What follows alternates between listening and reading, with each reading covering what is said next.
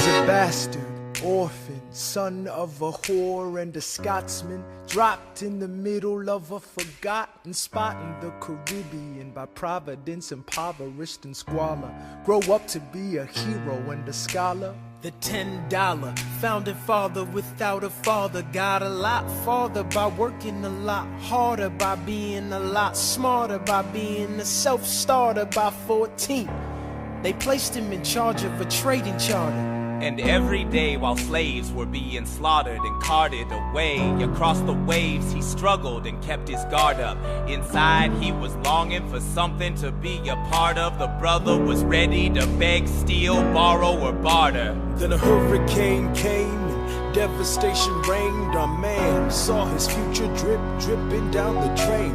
Put a pencil to his temple, connected it to his brain, and he wrote his first refrain, a testament to his pain. Well, the word got around, they said this kid is insane, man. Took up a collection just to send him to the mainland. Get your education, don't forget from whence you came, and the world's gonna know your name. What's your name, man? Alexander Hamilton.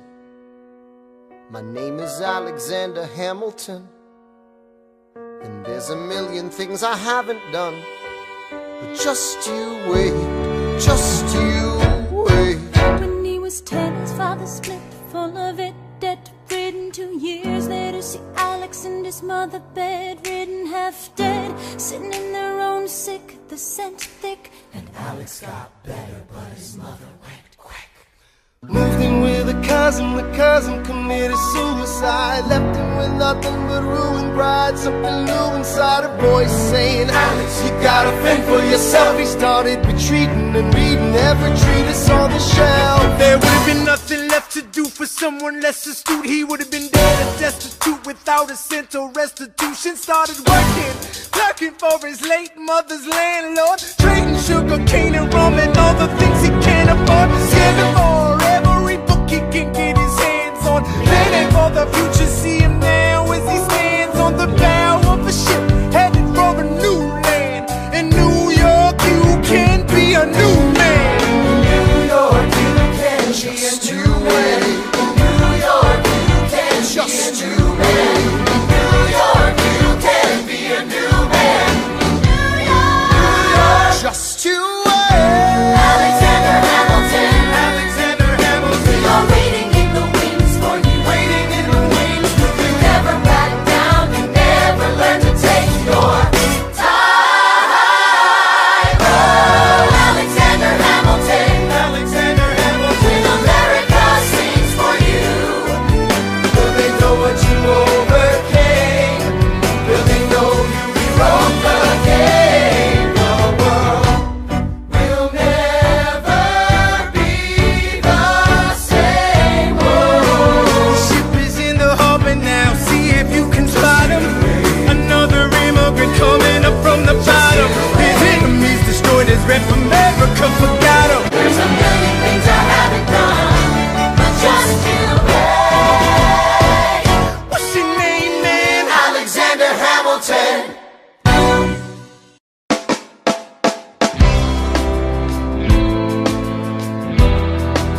1776, New York City. Pardon me, are you Aaron Burr, sir?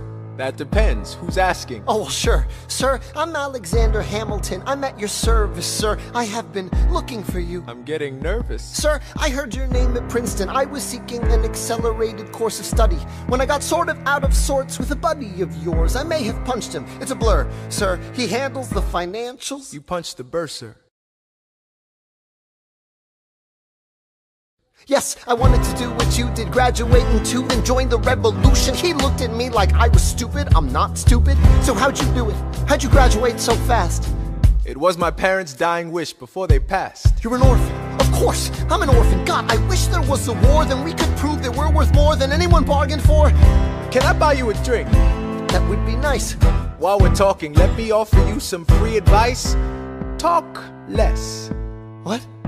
Smile more. Huh. Don't let them know what you're against or what you're for. You can't be serious. You wanna get ahead? Yes. Fools who run their mouths off wind up dead.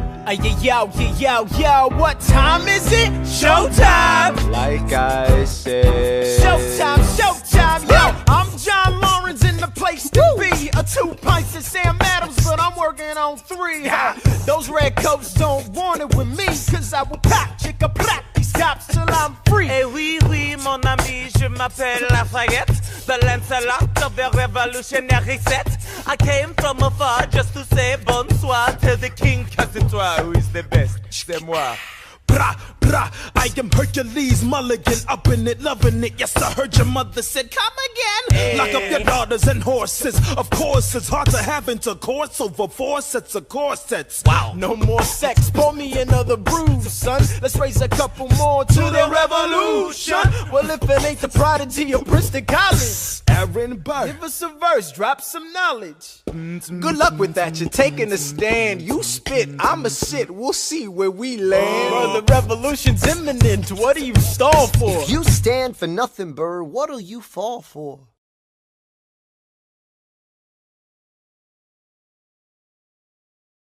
Who are you? Who are you? Who are you? Who is this kid? What's he gonna do? I am not throwing away my shot. I am not throwing away my shot. Hey, yo, I'm just like my country. I'm young, scrappy, and hungry, and I'm not throwing away my shot. I'ma get a scholarship to King's College. I probably shouldn't brag, but dag, I'm amazed and astonished. The problem is a lot of brains, but no polish. I gotta holler just to be heard with every word. I drop knowledge. I'm a diamond in the rough, a shining piece of coal, trying to reach my goal. My power of speech, unimpeachable. Only 19, but my mind is older. These New York City streets get colder. I shoulder every burden, every disadvantage I've learned to manage. I don't have a gun to brandish. I walk these streets famished. The plan is to fan this spark into a flame. But damn, it's getting dark, so let me spell out the name. I am the A-L-E-X-A-N-D-E-R. We are meant to be a colony that runs independently. Meanwhile, Britain keeps shitting on us endlessly. Essentially, they tax us relentlessly. Then King George turns around, runs a spending spree. He ain't never gonna set his descendants free. So there will be a revolution in this century. Enter me. He says in parentheses. Don't be shocked when your history book mentions me. I will lay down my life if it sets us free. Eventually, you'll see my ascendancy. And I am not throwing away my shot. I am not throwing away my shot. Hey, yo, I'm just like my country. I'm young, scrappy, and hungry, and I'm not throwing away my shot. I am not throwing away my shot. I am not throwing away my shot. Hey, yo, I'm just like my country. I'm young, scrappy, and hungry, and I'm not throwing away my shot. It's time to take a shot. I dream of life without a monarchy. The unrest in France will lead to anarchy. Anarchy, how you say? Anarchy. When I fight, I make the other side panicky with my shot. Yo, I'm a tailor's apprentice, and I got y'all knuckleheads and local parentis. I'm joining a rebellion, cause I know it's my chance to socially advance. Instead of sewing some pants, I'm gon' take a shot. But we'll never be truly free until those in bondage have the same rights as you and me. You and I do or die. Wait till I sally in on a stallion with the first black battalion. Have another shot. Geniuses, lower your voices. You keep out of trouble and you double your choices. I'm with you, but the situation is fraught. You've got to be carefully taught. If you talk, you're gonna get shot. Bird, check what we got. Mr. Lafayette, hard rock like Lancelot. I think your pants look hot. Lawrence, I like you a lot. Let's hatch a plot blacker than the kettle calling the pot. What are the odds that God will put us all in one spot? Pop in a squad and conventional wisdom, like it or not. A bunch of revolutionary manumission abolitionists. Give me a position, show me where the ammunition is. Oh, am I talking too loud? Sometimes I get overexcited, shoot off at the mouth. I never had a group of friends before. I promise that I'll make y'all proud. Let's get this guy in front of a crowd. I am not throwing away my shot. I am not throwing away my shot. Hey, yo, I'm just like my country. I'm young, scrappy, and hungry, and I'm not throwing away my shot. I am not throwing away my shot. I am not throwing away my shot. Hey, yo, I'm just like my country. I'm young, scrappy, and hungry, and I'm not throwing away my shot. Everybody sing! Whoa, whoa, whoa. Hey! Whoa. Say, let him hear you! Let's go! Oh, oh, oh.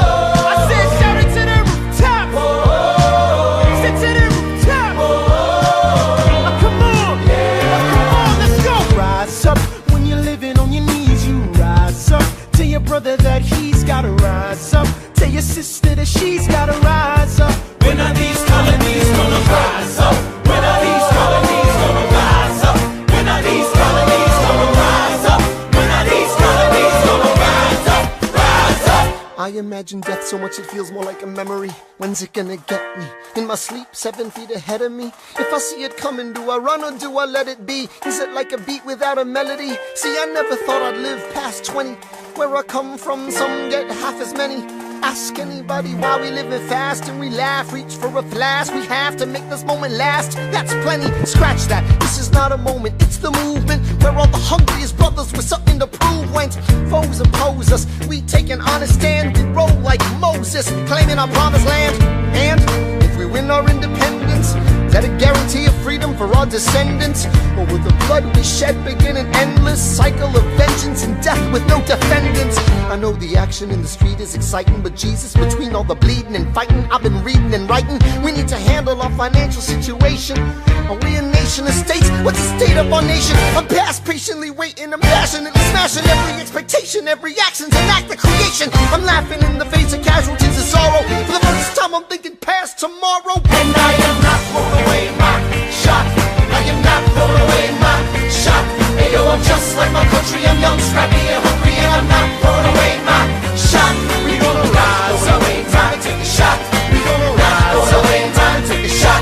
We gonna rise up, rise up. It's time to take a shot. Rise up, rise It's up. time to take a shot. Rise up, It's time to take a shot. rise up. Take a shot, shot, shot. Hey yo, it's time to take a shot, time to take a shot. And I am not throwing away my shot.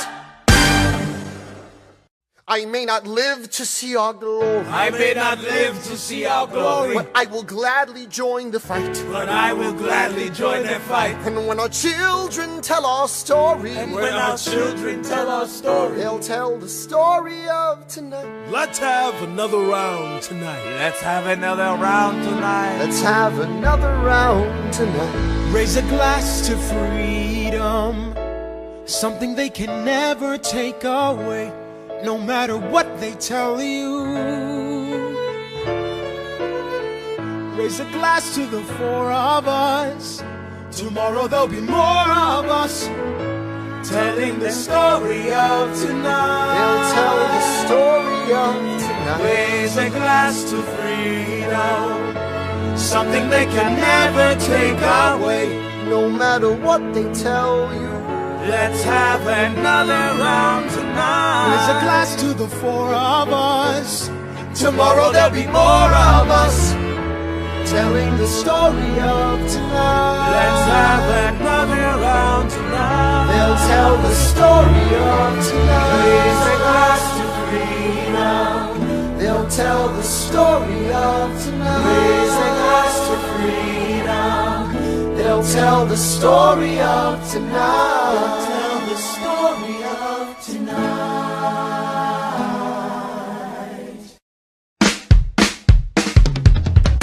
There's nothing rich folks love more than going downtown and slumming it with the poor. They pull up in their carriages and gawk at the students in the common just to watch them talk. Take Philip Schuyler, the man is loaded. Uh-oh, but little does he know that his daughters, Peggy, Angelica, Eliza, sneak into the city just to watch all the guys. Angelica, Eliza, and Peggy, the Schuyler sisters. Angelica, Peggy, Eliza, Daddy said to be home by sundown. Daddy doesn't need to know. Daddy said not to go downtown. Like I said, you're free to go, but look around, the revolution's happening in New York. Work. It's bad enough Daddy wants to go to war. People shouting in the square. It's bad enough there'll be violence on our shore. New ideas in the air. Look around, Angelica, remind me what we're looking for. She's looking for me. Eliza, I'm looking for a mind at work. I'm looking for a mind at work. I'm looking for a mind at work. Whoa, whoa, whoa, whoa. Ooh, there's nothing like summer in the city. Someone in a rush sniffing someone looking pretty. Excuse me, miss, I know it's not funny, but your perfume smells like your daddy's got money. While you slumming in the city in your fancy heels, you searching for an urchin who can give you ideals. Sir, you disgust me. Ah, so you disgust me. I'm a trust fund, baby, you can trust me. I've been reading Common Sense by Thomas Paine. So meant to say that I'm intense or I'm insane. You want a revolution, I want a revelation. So listen to my declaration. We hold these truths to be self-evident, that all men are created equal. And when I meet Thomas Jefferson, I'ma compel him to include women in the sequel. Work! Look around, how lucky we are to be alive right now. Look around, and how lucky we are to be alive right now. History is happening in Manhattan, and we just happen to be in the greatest city in the world. In the greatest city in the world. 'Cause I'm around, so let me say that I'm intense, and I'm insane. Do you want a revolution or a revelation? To my generation, we hold these truths to be self-evident, that all men are created equal. Look around, how lucky we are to be alive right now. History is happening in Manhattan, and we just happen to be in the greatest city in the world. In the greatest city in the world. Angelica, Eliza, and Peggy, the Schuyler sisters. We're looking for a mind at work. Hey, in the greatest city, in the greatest city in the world. In the greatest city in the world. Hear ye! Hear ye! My name is Samuel Seabury, and I present free thoughts on the proceedings of the Continental Congress. Heed not the rabble who scream revolution. They have not your interest at heart. Oh my God, tear this dude apart. Chaos and bloodshed are not a solution. Don't let them lead you astray. This Congress does not speak for me. Let him be. They're playing a dangerous game. I pray the King shows you his mercy. For shame, for shame.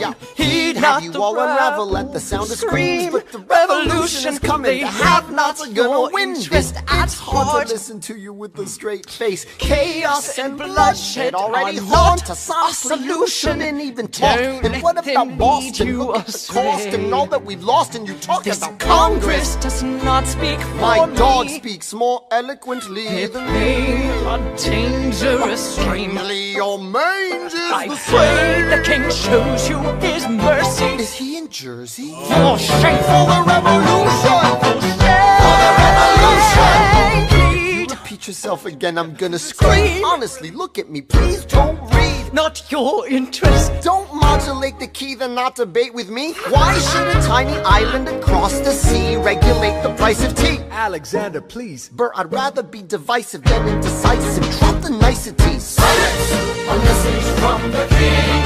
A message from the king. A message from the king.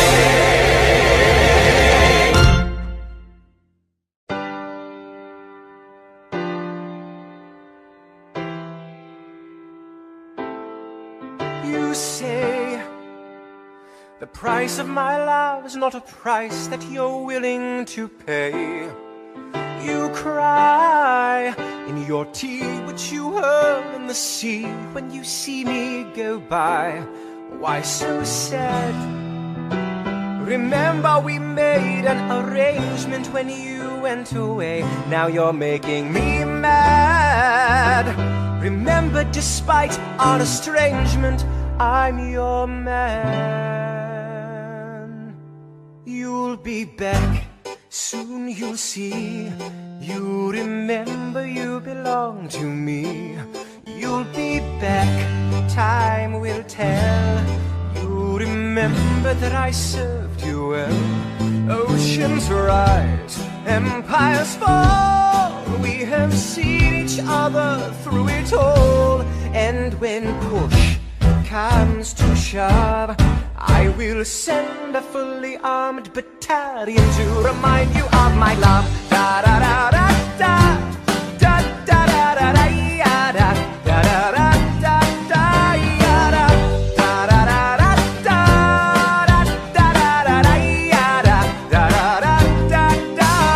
You say our love is draining and you can't go on.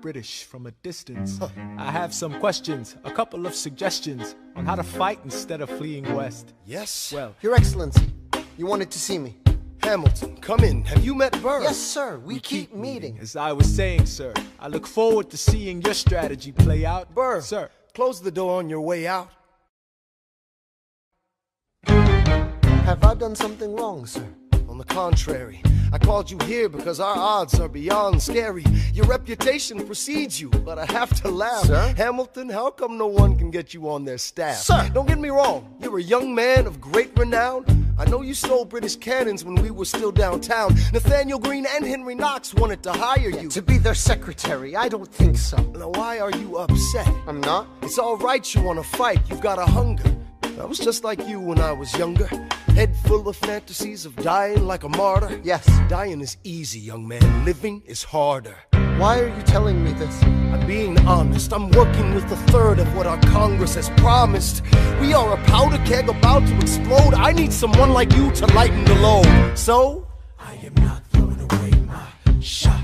I am not throwing away my shot. And yo, I'm just like my country. I'm young, scrappy, and hungry. I am not throwing away my shot. son, we are outgunned, outmanned. You need all the help you can get. I have some friends. Lawrence Mulligan, Marquis de Lafayette. Okay, what else? Outnumbered, outplanned. We'll need some spies on the inside. Some kingsmen who might let some things slide. I'll write to Congress and tell them we need supplies. You rally the guys, master the element of surprise.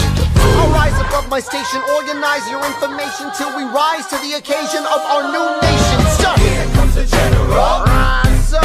What? Here comes the general. Rise up. What? Here comes the general. Rise up. What? Here comes the general. and his right-hand man. Boom!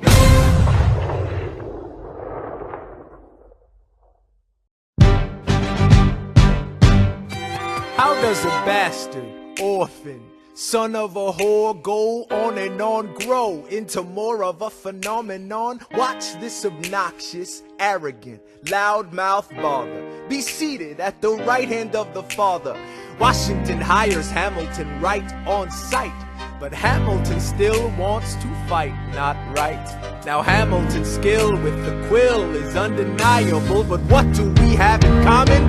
We're reliable with the ladies. There are so many to deflower. Ladies, Looks, proximity to power. ladies, They delighted and distracted. And Martha Washington named her feral tomcat after him. That's true. 1780, a winter's ball, and the Schuyler sisters are the envy of all. Yo, if you could marry a sister, you're rich, son. Is it a question of if Burr or which one? Hey, Hey, hey, hey. hey, hey, hey, hey.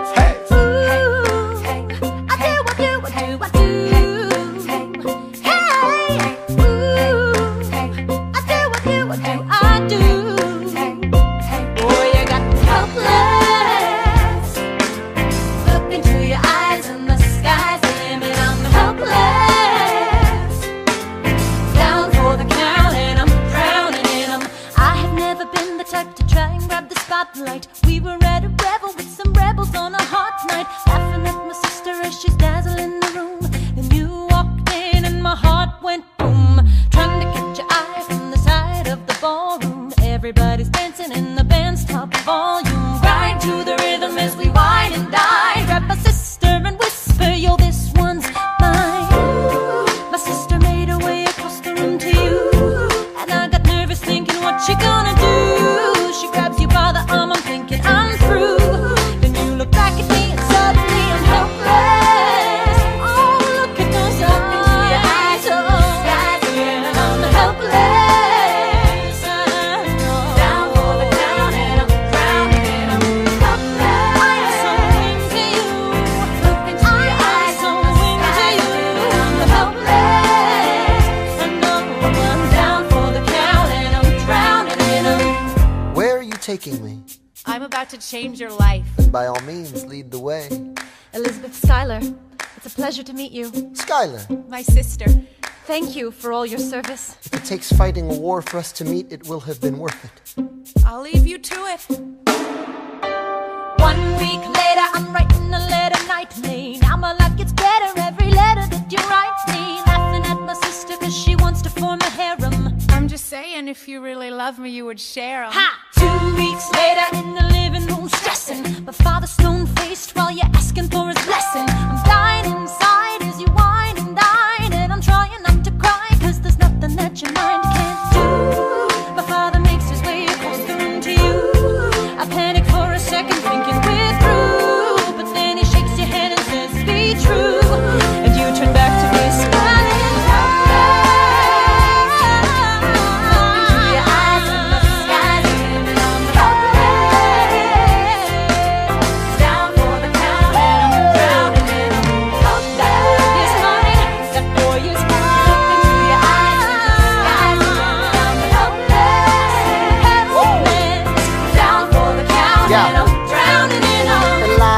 I don't have a dollar to my name, an acre of land, a troop to command, a dollop of fame. All I have is my honor, a tolerance for pain, a couple of college credits and my top-notch brain. Insane, your family brings out a different side of me. Peggy confides in me, Angelica tried to take a bite of me. No stress, my love for you is never in doubt. We'll get a little place in Harlem and we'll figure it out. I've been living without a family since I was a child. My father left, my mother died. I grew up buck wild, but I'll never forget my mother's face, that was real. As long as I'm alive, Eliza, I swear to God you'll never feel so.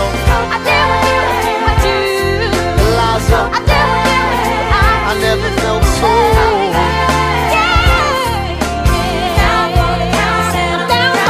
Yo, my life is going fine, cause Eliza's in it. I look into your eyes, the sky's the limit.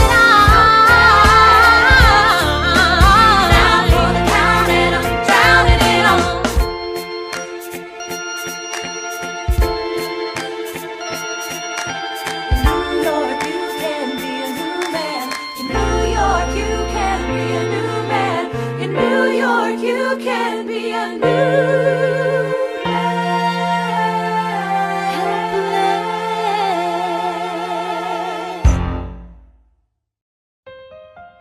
Alright, that's what I'm talking about.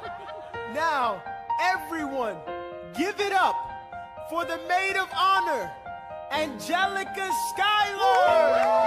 Our toast to the groom, To the groom, to the groom, to the groom, to the bride, to the bride. from your sister, Angelica, who Angelica. is always by your side, to your union, The revolution. and the hope that you provide. May you always be satisfied.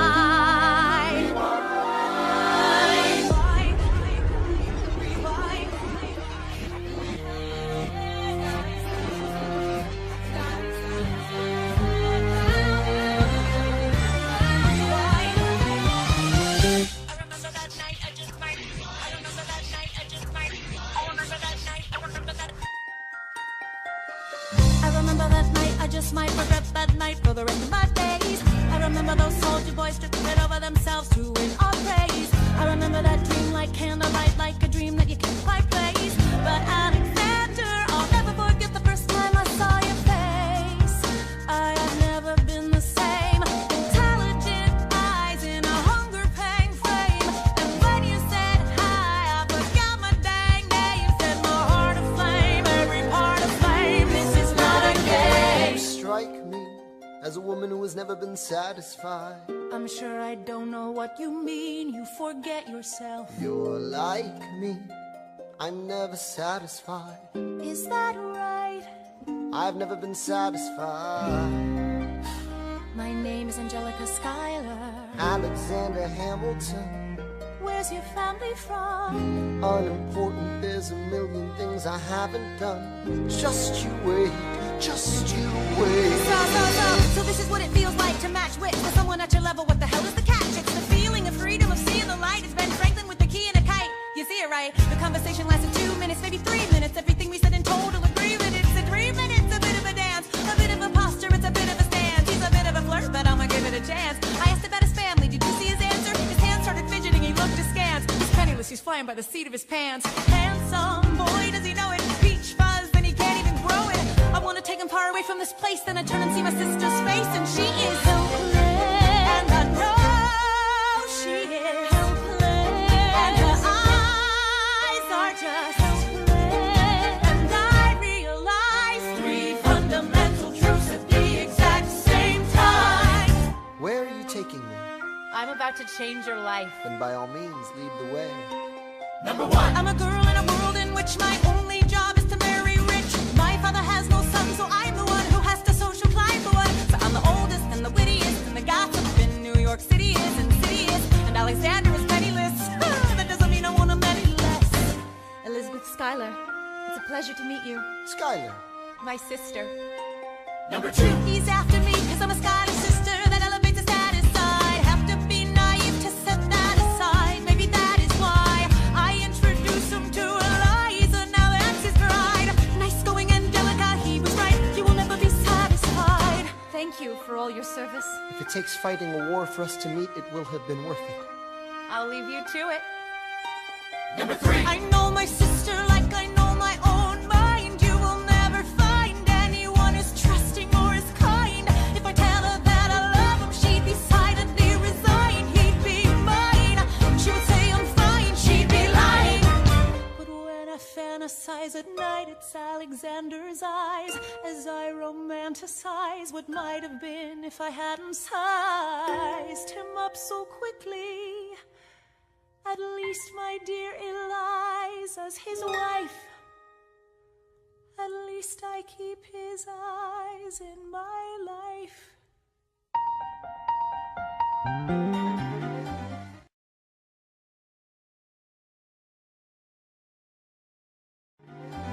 To the groom, to the groom, to the groom, to the bride, to the bride, from your sister.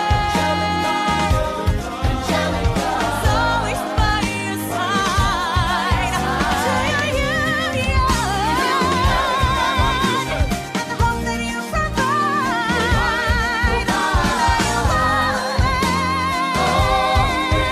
Be satisfied.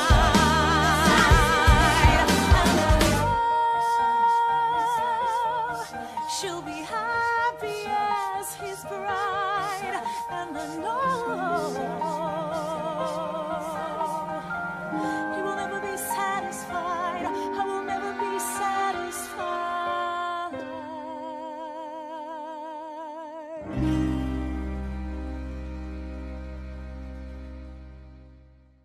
I may not live to see our glory. I may not live to see our glory, But I've seen wonders great and small. I've seen wonders great and small. Cause if the tomcat can get married, If Alexander can get married, there's hope for our ass after all. raise a glass to freedom. Hey, something you will never see again. No matter what she tells you, let's have another round tonight. Raise a glass to the 4 of us. to the newly not poor of us. Woo! We'll tell the story of tonight. Let's have another round. Well, if it isn't Aaron Burr. Sir? I didn't think that you would make it. To be sure, I came to say congratulations. Bit of verse, Burr. I see the whole gang is here. You are the worst, Burr. Ignore them. Congrats to you, Lieutenant Colonel. I wish I had your command instead of manning George's journal. No, you don't. Yes, I do. Now be sensible. From what I hear, you've made yourself indispensable. Well, I heard you got a special someone on the side, Burr. Is that so? What are you trying to hide, Burr? I should go. No, these guys should go. What? Oh my God, leave us Come on, alone. man. It's alright, Burr. I wish you brought this girl with you tonight, Burr. You're very kind, but I'm afraid it's unlawful, sir. What do you mean? She's married. I see. She's married to a British officer. Oh, shit. Congrats again, Alexander. Smile more. I'll see you on the other side of the war. I will never understand you. If you love this woman, go get her. What are you waiting for? I'll see you on the other side of the war. I'll see you on the other side of the war.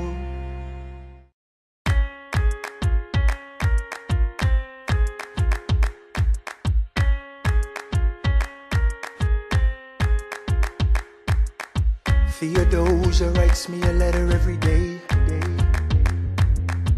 I'm keeping her bed warm while her husband is away. He's on the British side in Georgia. He's trying to keep the colonies in line. Well, he can keep all of Georgia. Theodosia, she's mine. Love doesn't discriminate between the sinners and the saints. It takes and it takes and it takes, and we keep loving anyway. We laugh and we cry and we break and we make our mistakes. And if there's a reason I'm by her side, and so many have tried, then I'm willing to wait for it. I'm willing to wait for it, wait for it, wait for it, wait for it. My grandfather was a fire and brimstone preacher. But there are things that the homilies and hymns won't teach ya. My mother was a genius. My father commanded respect. When they died, they left no instructions, just a legacy to protect. Death doesn't discriminate between the sinners and the saints. It takes and it takes and it takes, and we keep living anyway. We rise and we fall and we break and we make our mistakes. And if there's a reason I'm still alive when everyone who loves me has died, I'm willing to wait for it. Wait for it. I'm willing to wait for it.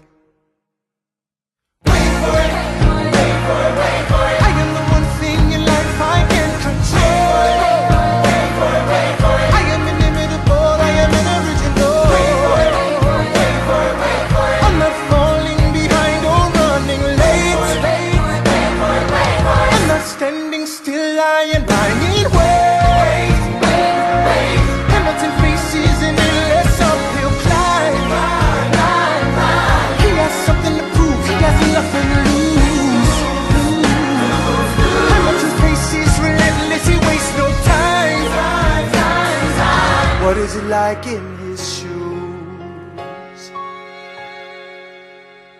Hamilton doesn't hesitate. He exhibits no restraint. Takes and he takes and he takes, and he keeps winning anyway. Changes the game, plays and he raises the stakes. And if there's a reason he seems to thrive, and so you survive, then goddammit, I'm willing to wait for it. I'm willing to wait for it. Life doesn't discriminate between the sinners and the saints. It takes and it takes and it takes, and we give it anyway. We rise and we fall and we make our mistakes. And if there's a reason I'm still alive and so many have died, then I'm willing to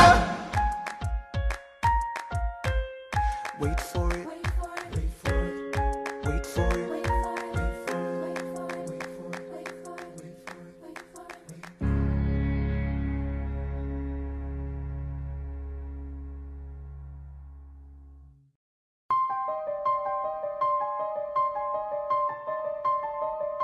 Stay alive. Stay alive.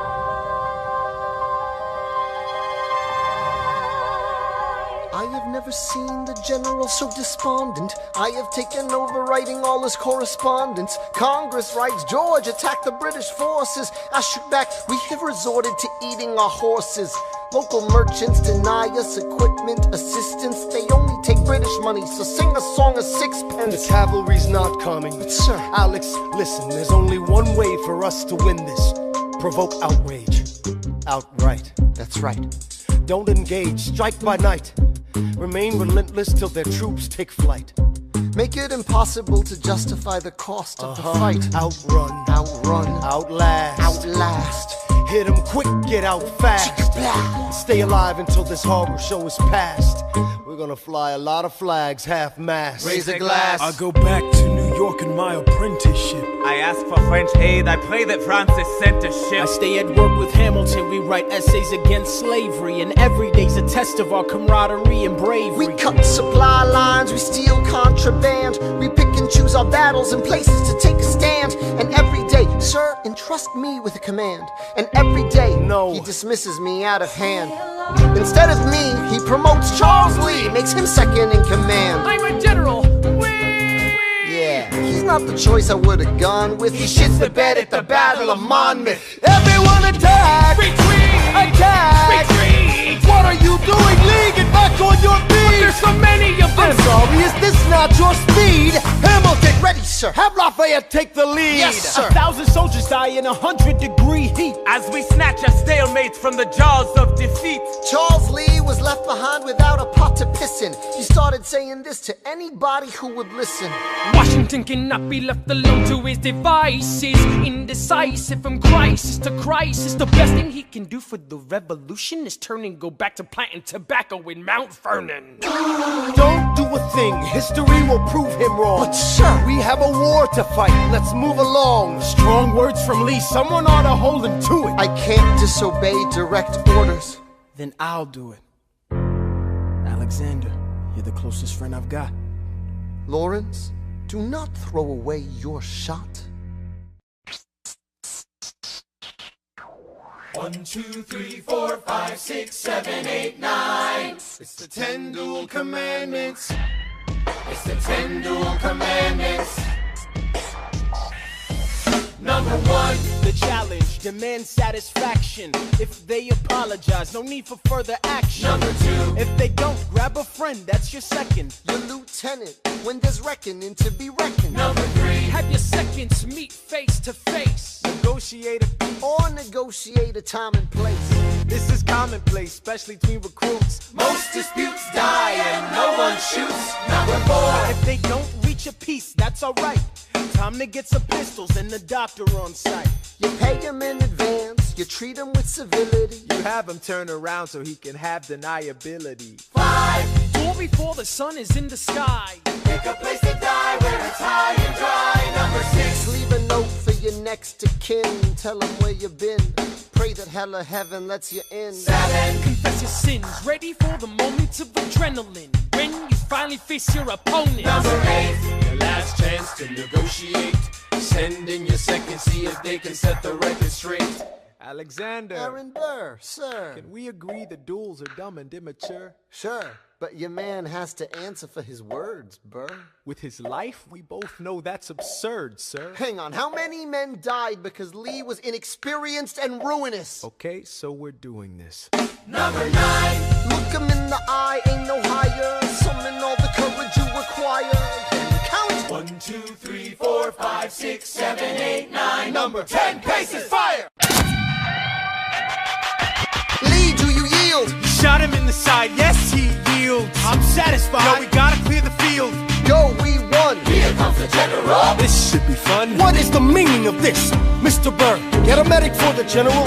Yes, sir. Lee, you will never agree with me, but believe me, these young men don't speak for me.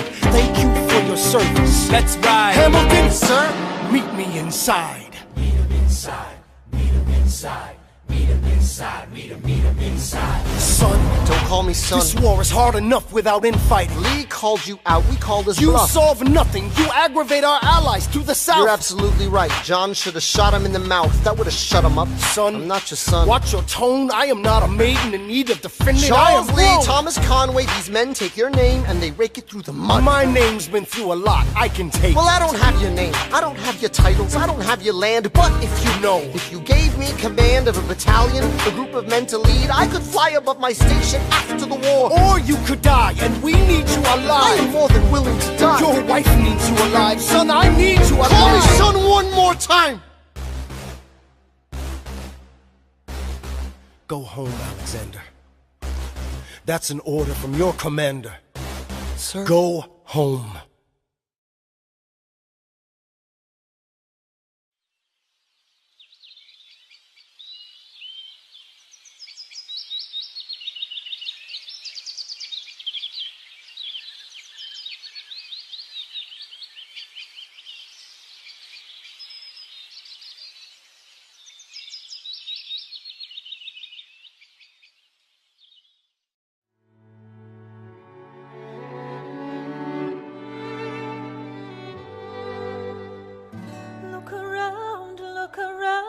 How lucky we are to be alive right now.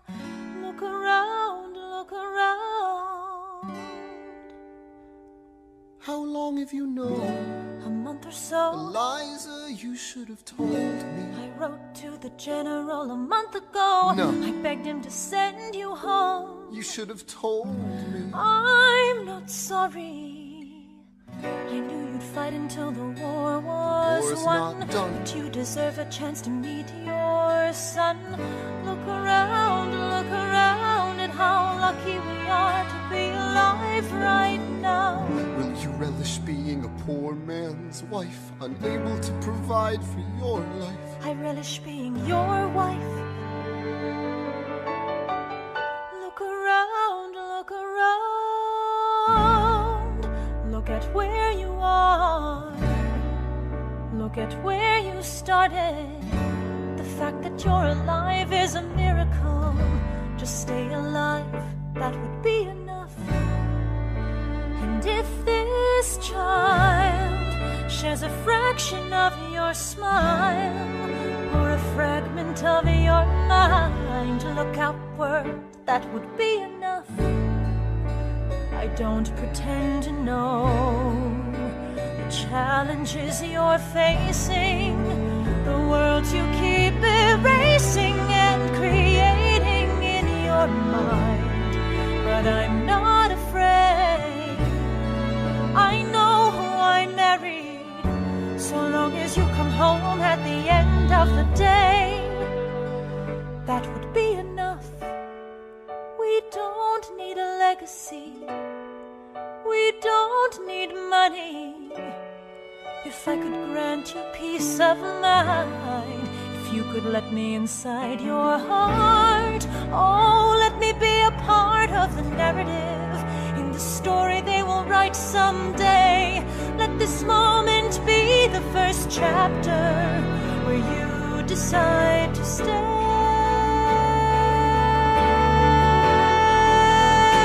And I could be enough, and we could be enough. That would be enough.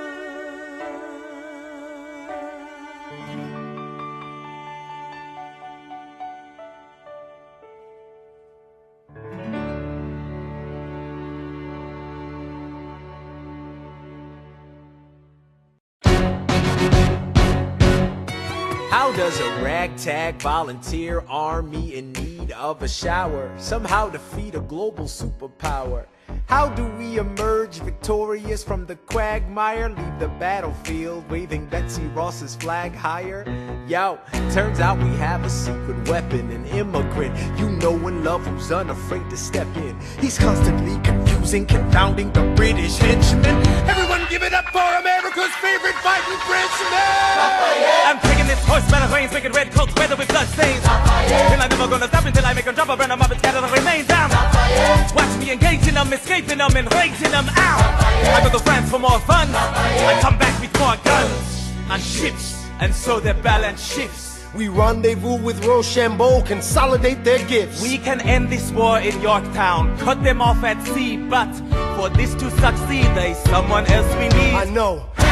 So he knows what to do in the trench, ingenuitive and fluent in French, I mean. So you're gonna have to use him eventually. What's he gonna do in the bench, I mean? No one has more resilience or matches my practical, tactical brilliance. You want to fight for your land back? I need my right-hand man back. Yeah, get your right-hand man back. You know you gotta get your right-hand man back. I mean, you gotta put some thought into the letter, but the sooner the better to get your right-hand man back. Alexander Hamilton, troops are waiting in the field for you. If you join us right now, together we can turn the tide. Oh, Alexander Hamilton, I have soldiers that will yield for you. If we manage to get this right, they'll surrender my early life. The world will never be the same. Alexander.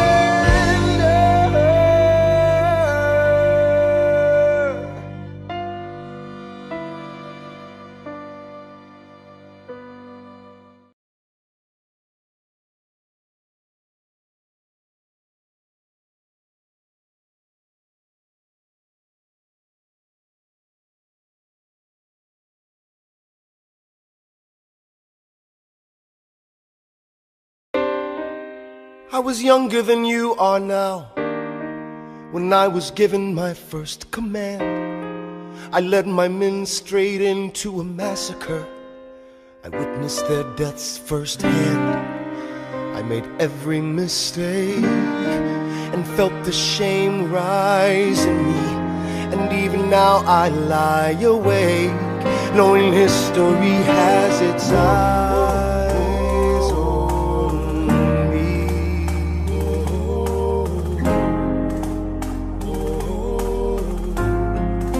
History has its eyes on me.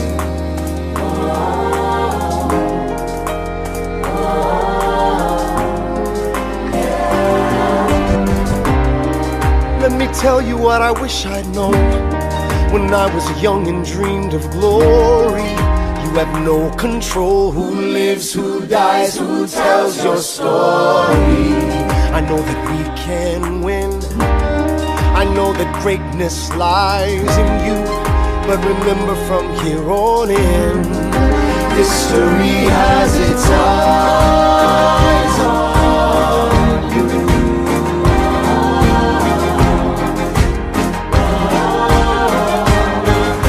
History has its eyes on you.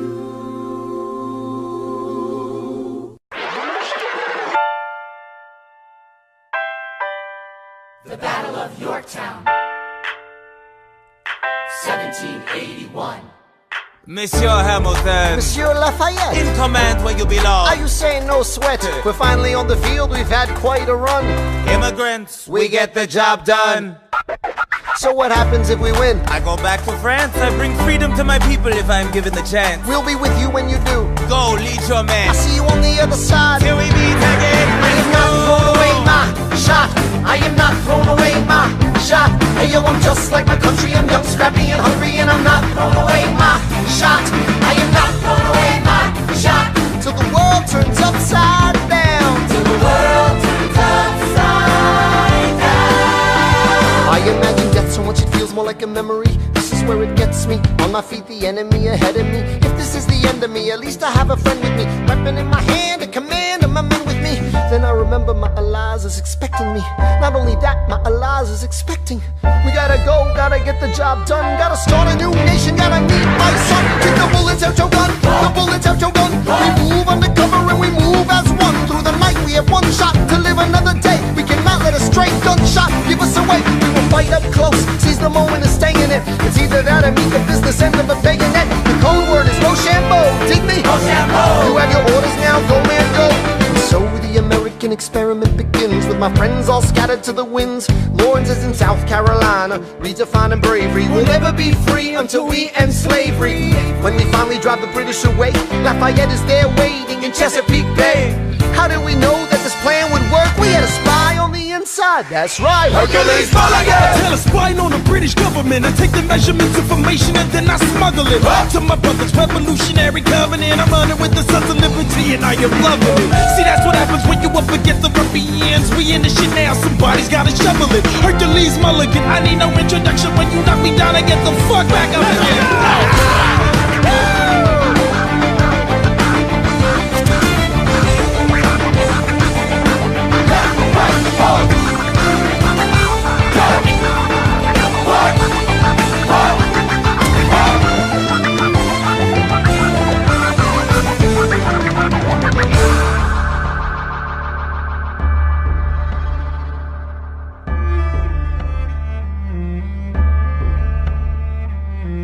After a week of fighting, a young man in a red coat stands on a parapet.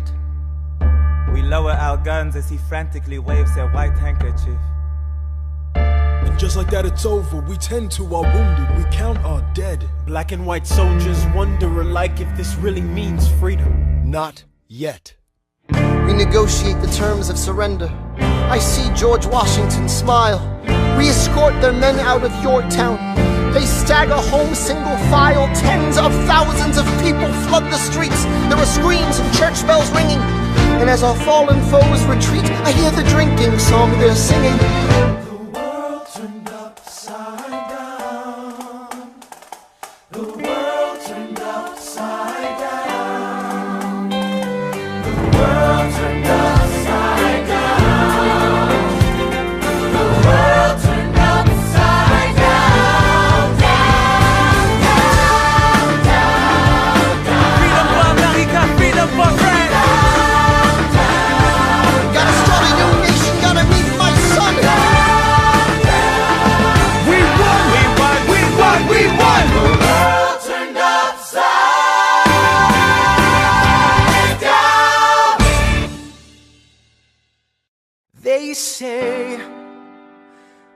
price of my war's not a price that they're willing to pay. Insane! You cheat with the French, now I'm fighting with France and with Spain. I'm so blue.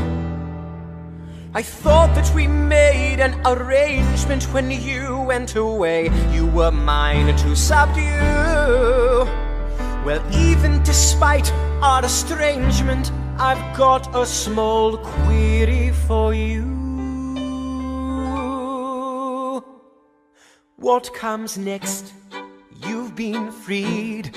Do you know how hard it is to lead? You're on your own. Awesome! Wow! Do you have a clue what happens now?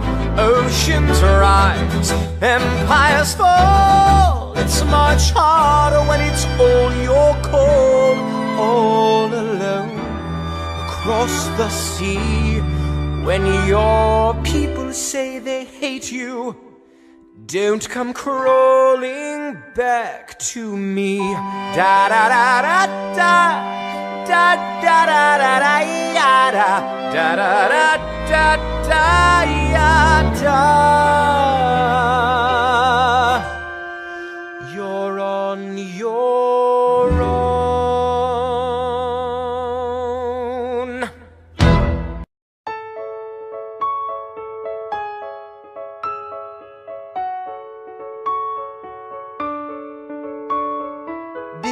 Theodosia, what to say to you? You have my eyes, you have your mother's name. When you came into the world you cried, and it broke my heart. I'm dedicating every day to you. Domestic life was never quite my style. When you smile, you knock me out, I fall apart, and I thought I was so smart. You will come of age with our young nation.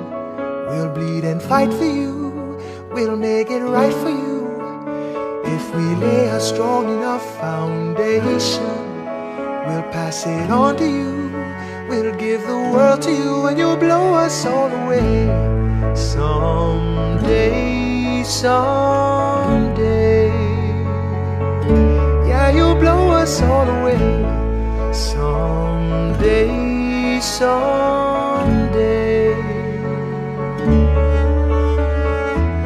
Oh, Philip, when you smile, I am undone. My son, look at my son.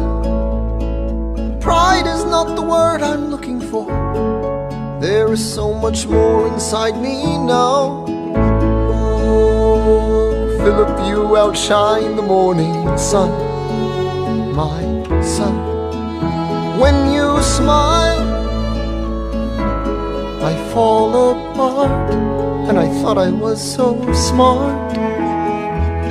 My father wasn't around. My father wasn't around. I swear that I'll be around for you. I'll do whatever it takes. I'll make a million mistakes. I'll make the world safe and sound for you. We'll come of age with our young nation. We'll bleed and fight for you. We'll make it right for you. If we lay a strong enough foundation, we'll pass it on to you. We'll give the world to you, and you'll blow us all away. Someday, someday. Yeah, you'll blow us all away. Someday, someday.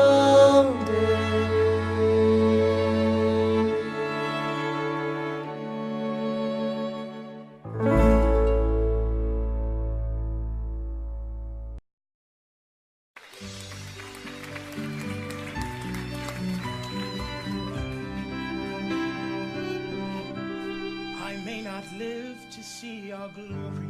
Alexander, there's a letter for you from South Carolina. But I will gladly join the fight. It's from John Lawrence. I'll read it later.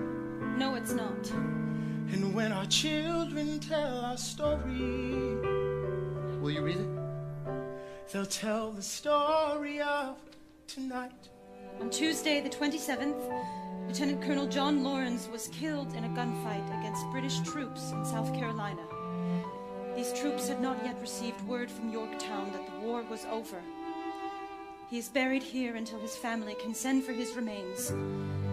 As you may know, Lieutenant Colonel Lawrence was engaged in recruiting 3,000 men for the first all-black military regiment.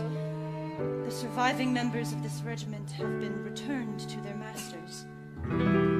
Tomorrow there'll be more of us. Alexander, are you all right?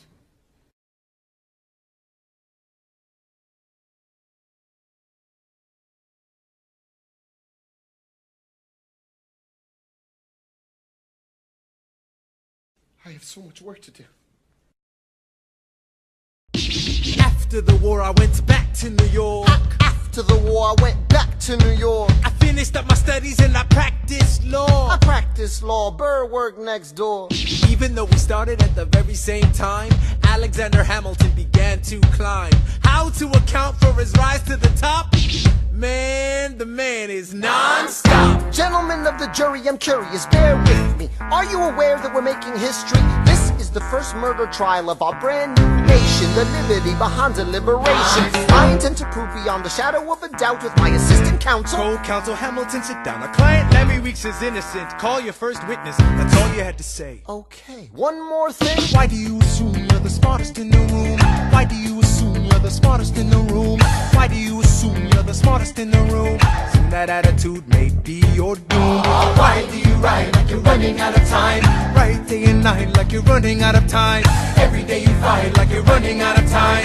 Keep on fighting in the meantime. Non-stop. Corruption's such an old song that we can sing along in harmony. And nowhere is it stronger than in Albany. This colony's economy's increasingly stalling. And honestly, that's why public service seems to be calling me. I practiced the law, practically perfected it. I've seen injustice in the world and I've corrected it. Now for a strong central democracy. If not, then I'll be Socrates throwing verbal rocks at these mediocrities. Hamilton at the Constitutional Convention. I was chosen for the Constitutional Convention. There is a New York junior delegate. Now what I'm gonna say may sound indelicate. Goes and proposes his own form of government. His own plan for a new form of government. Talks for 6 hours, the convention is listless. Bright young man. Yo, who the F is this? Why do you always say what you believe? Why do you always say what you believe? Every proclamation guarantees free ammunition for your enemies. Why do you write like it's going out of style? Write day and night like it's going out of style. Every day you fight like it's going out of style. Do what you do. Alexander? Aaron Burr, sir. Well, it's the middle of the night. Can we confer, sir? Is this a legal matter? Yes, and it's important to me. What do you need? Burr, you're a better lawyer than me. Okay. I know I talk too much. I'm abrasive. You're incredible in court. You're succinct, persuasive. My client needs a strong defense. You're the solution. Who's your client? The new U.S. Constitution? No. Hear me out. No way. A series of essays anonymously published defending the document to the public. No one will read it. I disagree. And if it fails? Burr, that's why we need it. The Constitution's a mess. So it needs amendments. It's full of contradictions. So is independence. We have to start somewhere. No. No way. You're making a mistake. Good night. Hey, what are you waiting for? What do you stall for? What? We won the war. What was it all for? Do you support this Constitution? Of course. Then defend it. And what if you're backing the wrong horse? Burr, we studied and we fought and we killed for the notion of a nation we now get to build. For once in your life, take a stand with pride. I don't understand how you stand to the side. I'll keep all my plans close to my chest. I'll wait here and see which way the wind will blow. I'm taking my time watching the afterbirth of a nation, watching the tension grow. I am sailing off to London. I am accompanied by someone who always pays. I have found a wealthy husband who will keep me in comfort for all my days. He is not a lot of fun, but there's no one who can match you for turn of phrase. My Alexander, don't forget to ride. Look at where you are. Look at where you started.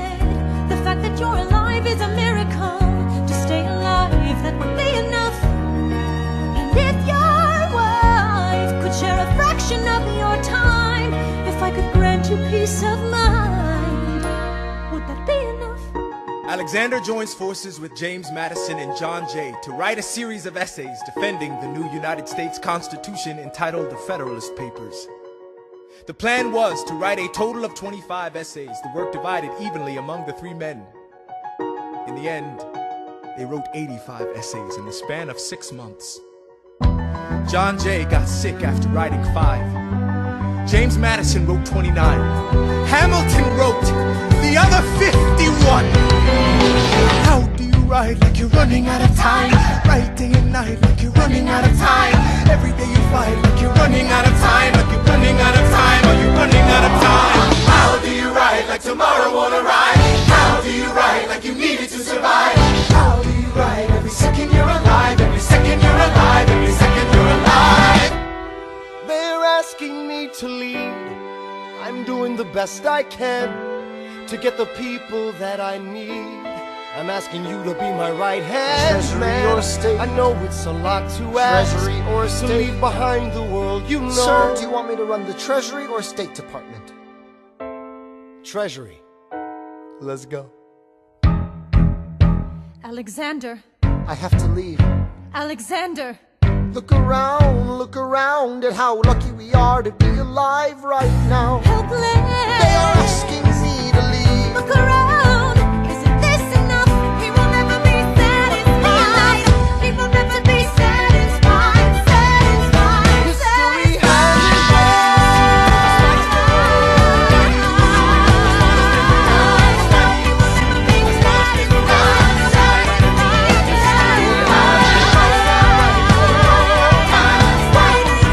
History I am not throwing away my shot.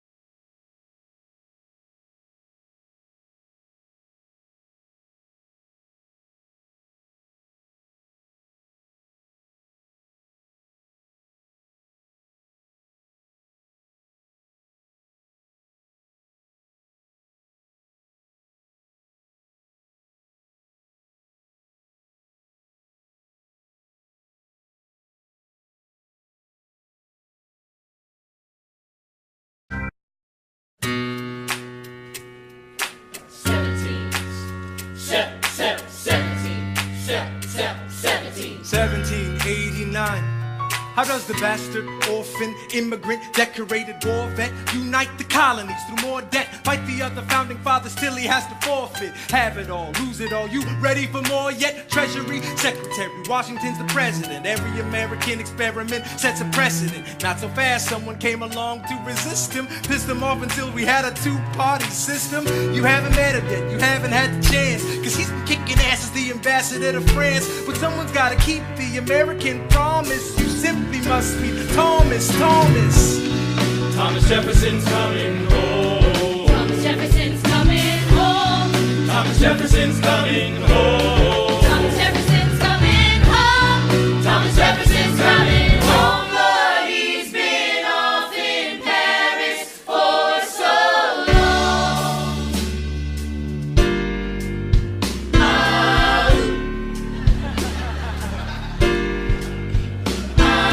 France is following us to revolution. There is no more status quo. But the sun comes up and the world still spins. I helped Lafayette draft a constitution. Then I said I gotta go. I gotta be in Monticello. Now the work at home begins. So what did I miss? What did I miss? Ha. Virginia, my home sweet home, I wanna give you a kiss. I've been in Paris meeting lots of different ladies. I guess I basically missed the late 80s. I traveled the wide, wide world and came back to this. There's a letter on my desk from the president. Haven't even put my bag down yet. Sally, be a lamb, darling, won't you open it? It says the president's assembling a cabinet and that I am to be the Secretary of State. Great, and that I'm already Senate approved. I just got home and now I'm headed up to New York. Headed to New York, headed to New York.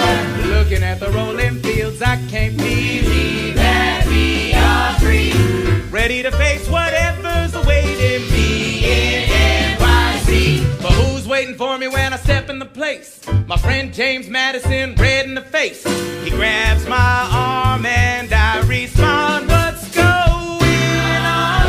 Thomas, we are engaged in a battle for our nation's very soul. Can you get us out of the mess we're in? Hamilton's new financial plan is nothing less than government control. I've been fighting for the South alone. Where have you been? We have to win. But what did I miss? What did I miss? What did I miss? Come home to this. Head first into a political abyss. Head first into the abyss. I have a meeting at the break of dawn. So tell me everything that's been going on, man. If it takes all night long, get to the bottom of this. What did I miss? All night bull session, get him up to speed. Tell him what the kid is up to, tell him what we need. Tell him about the plan to buy war bonds at cost. How the speculators won, how the war vets lost. Tell him about the plan for a bank and assumption. Tell him about the arrogance, the gall, the gumption. Tell him to be ready when Hamilton starts debating. Now welcome in a room, George Washington is waiting. Mr. Jefferson, welcome home. Mr. Jefferson, Alexander Hamilton. Mr. Jefferson, welcome home. Mr. Jefferson, welcome home, sir. You've been off in Paris for so. So what did I miss? You ever see a painting by John Trumbull, Founding fathers in a line, looking all humble. patiently waiting to sign a declaration and start a nation. No sign of disagreement, not One grumble. The reality is messier and richer, kids. The reality is not a pretty picture, kids. Every cabinet meeting is a full-on rumble. What you about to see is no John Trumbull. Ladies and gentlemen, you could have been anywhere in the world tonight, but you're here with us in New York City. Are you ready for a cabinet meeting? Gentlemen, Vice President John Adams sends his regards. He won't be joining us. He had to be home in Massachusetts for family reasons. Tell him to stay home. He can do the same amount from there. All right, settle down. Now, Ladies and gentlemen, You could have been anywhere in the world tonight, but you're here with us in New York City. Are you ready for a cabinet meeting, huh? The issue on the table: Secretary Hamilton's plan to assume state debt and establish a national bank. Secretary Jefferson, you have the floor, sir. Life, liberty, and the pursuit of happiness. We fought for these ideals, we shouldn't settle for less. These are wise words, enterprising men quote them. Don't act surprised, you guys, cause I wrote them. Ow, but Hamilton forgets his plan would have the government assume state debts. Now place your bets as to who that benefits. The very seat of government where Hamilton sits. Not true. Oh, if the shoe fits, wear it. If New York's in debt, why should Virginia bear it? Our debts are paid, I'm afraid. Don't tax the South, cause we got it made in the shade. In Virginia, we plant seeds in the ground. We create, you just wanna move our money around. This financial plan is an outrageous demand, and it's too many damn pages for any man to understand. Stand with me in the land of the free. Pray to God we never see Hamilton's candidacy. Look, when Britain taxed our tea, we got frisky. Imagine what gon' happen when you try to tax our whiskey. Thank you, Secretary Jefferson. Secretary Hamilton, your response. Thomas, that was a real nice declaration. Welcome to the present, we're running a real nation. Would you like to join us? Or stay mellow, doing whatever the hell it is you do in Monticello? If we assume the debts the union gets, a new line of credit, a financial diuretic, how do you not get it? If we're aggressive and competitive, the union gets a boost, you'd rather give it a sedative? A civics lesson from a slaver. Hey neighbor, your debts are paid cause you don't pay for labor. We plant seeds in the South, we create, they keep ranting. We know who's really doing the planting. And another thing, Mr. Age of Enlightenment, don't lecture me about the war, you didn't fight in it. You think I'm frightened of you, man? We almost died in the trench while you were off getting high with the French. Thomas Jefferson always hesitant with the president, reticent. There isn't a plan he doesn't jettison. Madison, you mad as a hatter, so take your medicine. Damn, you in worse shape than the national debt is in. Sitting there useless as two shits. Hey, turn around, bend over, I'll show you where my shoe fits. Excuse me. Madison, Jefferson, take a walk. Hamilton, take a walk. We're gonna reconvene after a brief recess. Hamilton, sir, a word. You don't have the votes. You don't have the votes. You're gonna need congressional approval, and you don't have the votes. Such a blunder, sometimes it makes me wonder why I even bring the thunder. Why he even brings the thunder? You wanna pull yourself together? I'm sorry, these Virginians are birds of a feather. Young man, I'm from Virginia, so watch your mouth. So we let Congress get held hostage by the South? You need the votes. No, we need bold strokes. We need this plan. No, you need to convince more folks. Well, James Madison won't talk to me. That's a non-starter. Winning was easy, young man. Governing's hard. They're being intransigent. You have to find a compromise. But they don't have a plan. They just hate mine. Convince them otherwise. And what happens if I don't get congressional approval? I imagine they'll call for your removal. Sir. Figure it out, Alexander. That's an order from your commander.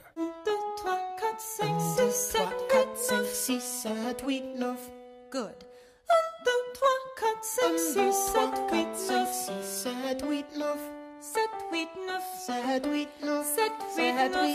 One, two, three, four, five, six, seven, eight, nine.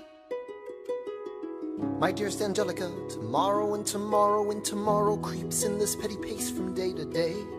I trust you'll understand the reference to another Scottish tragedy without my having to name the play. They think me Macbeth. Ambition is my folly. I'm a polymath, a pain in the ass, a massive pain. Madison is Banquo, Jefferson's Macduff, and Burnham Wood is Congress on its way to Dunsinane. And there you are an ocean away. Do you have to live an ocean away? Thoughts of you subside, then I get another letter, and I cannot put the notion away. Take a break. I'm on my way. There's a little surprise before supper, and it cannot wait. I'll be there in just a minute, save my plate. Alexander, okay. Your son is 9 years old today. He has something he'd like to say. He's been practicing all day. Philip, take it away. Daddy, look, my name is Philip. I am a poet. I wrote this poem just to show it. and I just turned 9. You can write rhymes, but you can't write mine. What? I practice French and play piano with my mother. I have a sister, but I want a little brother. Okay. My daddy's trying to start America's bank. 1, 2, 3, 4, Take a break. Hey, our kid is pretty great. Run away with us for the summer. Let's go upstate. Eliza, I've got so much on my plate. We can all go stay with my father. There's a lake I know in a nearby park. I'd love to go. You and I can go when the night gets dark. I will try to get away. My dearest Alexander, you must get through to Jefferson. Sit down with him and compromise. Don't stop till you agree. Your favorite older sister, Angelica, reminds you there's someone in your corner all the way across the sea. In a letter I received from you 2 weeks ago, I noticed a comma in the middle of a phrase. It changed the meaning. Did you intend this? One stroke and you've consumed my waking days. It says, my dearest Angelica, with a comma after dearest. You've written my dearest Angelica. Anyway, all this to say, I'm coming home this summer at my sister's invitation. I'll be there with your family if you make your way upstate. I know you're very busy, I know your work's important, but I'm crossing the ocean and I just can't wait. You won't be an ocean away, you'll only be a moment away. Alexander, come downstairs. Angelica's arriving today. Angelica, Eliza, Skylar sisters. Alexander, Hi. it's good to see your face. Angelica, tell this man John Adams spends the summer with his family. Angelica, tell my wife John Adams doesn't have a real job anyway. You're not joining us, wait. I'm afraid I cannot join you upstate. Alexander, I came all this way. She came all this way. All this way, take a break. You know I have to get my plan through Run Congress. away with us for the summer, let's go upstate. I lose my job if we don't get this plan through Congress. All go stay with our father. There's a lake I know. I'll miss your face. Screw your courage to the sticking plate. Eliza, right, take a break. Run away with us for the summer, let's go upstate. Where we can stay. All go stay with our father. If you take your time, I'll make your life right. Close your eyes and dream when the night gets dark. Take a break. There's nothing like summer in the city. Someone under stress meets someone looking pretty. There's trouble in the air, you can smell it. And Alexander's by himself. I'll let him tell it. I hadn't slept in a week, I was weak, I was awake. You've never seen a bastard orphan more in need of a break. Longing for Angelica, missing my wife. That's when Miss Mariah Reynolds walked into my life. She said, I know you are a man of honor. I'm so sorry to bother you at home, but I don't know where to go, and I came here all alone. She said, my husband's doing me wrong, beating me, cheating me, mistreating me. Suddenly he's up and gone. I don't have the means to go on. so I offered her a loan, I offered to walk her home. She said, you're too kind, sir. I gave her $30 that I had socked away. She lived a block away. She said, this one's mine, sir. Then I said, well, I should head back home. She turned red, she led me to a bed, let her legs spread and said, stay. Hey. Hey. That's when I began to pray, Lord, show me how to say no to this. I don't know how to say no to this. But my God, she looks so helpless, and her body saying hell yes. No, show me how to say no to this. I don't know how to say no to this. In my mind I'm trying to go. Then her mouth is on mine and I don't say no, no, say no to this. No, no, say no to this. No, no, say no to this. No, no, say no to this.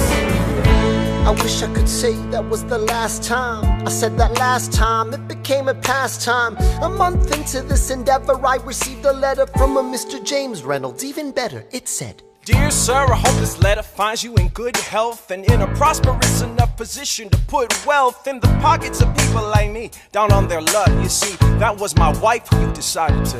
Uh-oh, you made the wrong sucker a cuckold, so time to pay the piper for the pants you unbuckle. And hey, you can keep seeing my whole wife if the price is right. If not, I'm telling you, your wife. I hit the letter and I raced to a place, screamed, I'll cut you in the face. She said, No, sir.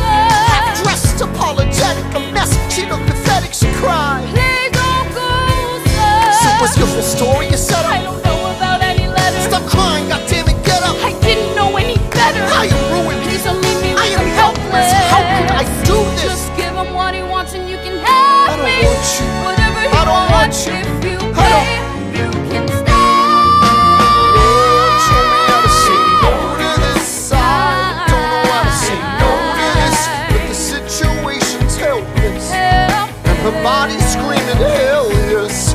No, show me how to say no to this. How can I say no to this? There is nowhere I can go. When her body's on mine, I do not say no. Yes.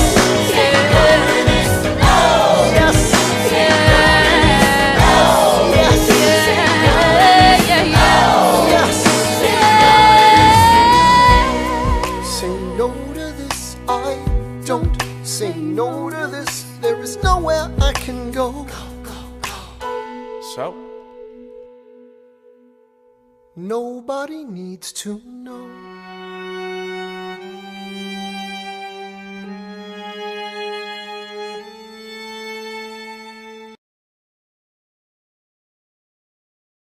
The issue on the table. A petition from a Quaker delegation in Philadelphia calling on Congress to end the African slave trade and abolish slavery in all its forms. This petition was written and signed by Benjamin Franklin. It cannot go ignored. If this comes to a vote in Congress, what is the White House's position? Secretary Jefferson, you first. Tread lightly. Sir. The Constitution clearly states that the states have to wait until 1808 to debate on whether to end the slave trade. And whether or not you want it, guys, that is the final compromise we made. Sir, wait. But for a second, let us say that we can legislate unanimous emancipation. Freedom reigns, and yes, it's great. We cannot cure prejudice or righteous desperate hate. So back to Africa, or do they get a separate state? In 1784, I tried to float banning slavery in the West. My notion didn't get a single vote. Slavery's a sin, it's growing like a cancer. But we can't address a question if we do not have an answer. Is it my turn? Good. Plantation states are packed with promise makers. Do you realize the precious time these legislators wasted? Institutionalizing slavery only multiplies our troubles. Wait till the 1800s and the population doubles. You all know this is a stain on our soul. In democracy, a land of the free. No, it's not. It's hypocrisy to subjugate, to humanize a race. Call them property and say that we are powerless to stop it. You not foresee? Sir, even you have hundreds of slaves whose descendants will curse our names when we're safe in our graves. How will the South find labor for its businesses? How will Thomas Jefferson find his next mistresses? How dare you? Yet still, people follow like lemmings. All you're hemming and hawing while you're hee-hawing with Sally Hemings. That's enough. Well, you asked how I feel. I don't pretend to know the answer, but the question is real. If I may, Mr. President Madison, let's take this moment to establish a precedent. First of all, sir, we won't involve you in this. Imagine this debate with all of Congress is ruinous. I'll reassure the South 1808 is still the year that was agreed upon. That buys us time and assuages fear. I'll tell the North that on January 1st of that year we'll ban importation handling the worst. Once I get all this agreed upon, I'll pick up a pen and introduce a motion never to discuss this again. Mr. President Hamilton, if we support emancipation, every single slave owner will demand compensation. And as for slandering Jefferson with talk of mistresses, do you really wanna have that conversation? No.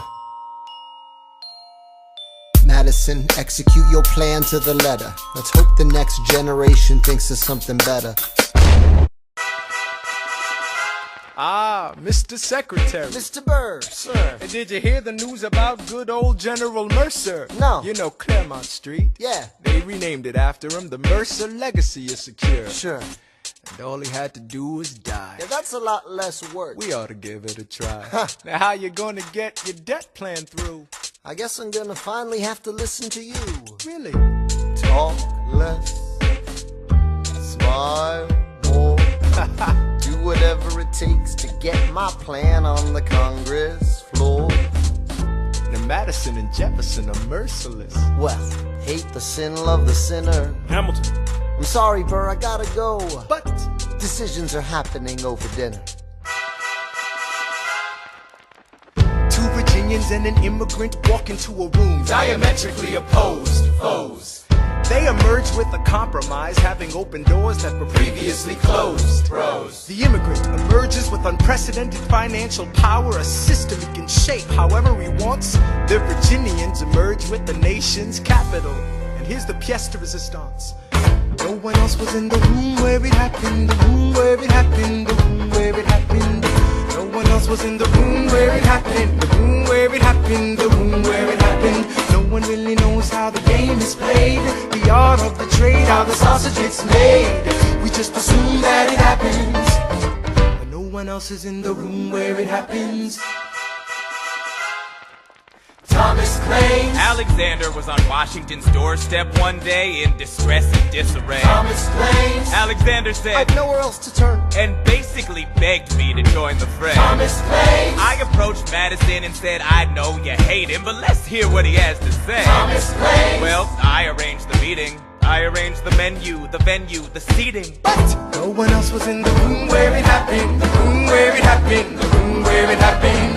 No one else was in the room where it happened, the room where it happened, the room where it happened. No one really knows how the parties get to yes. The pieces that are sacrificed in every game of chess.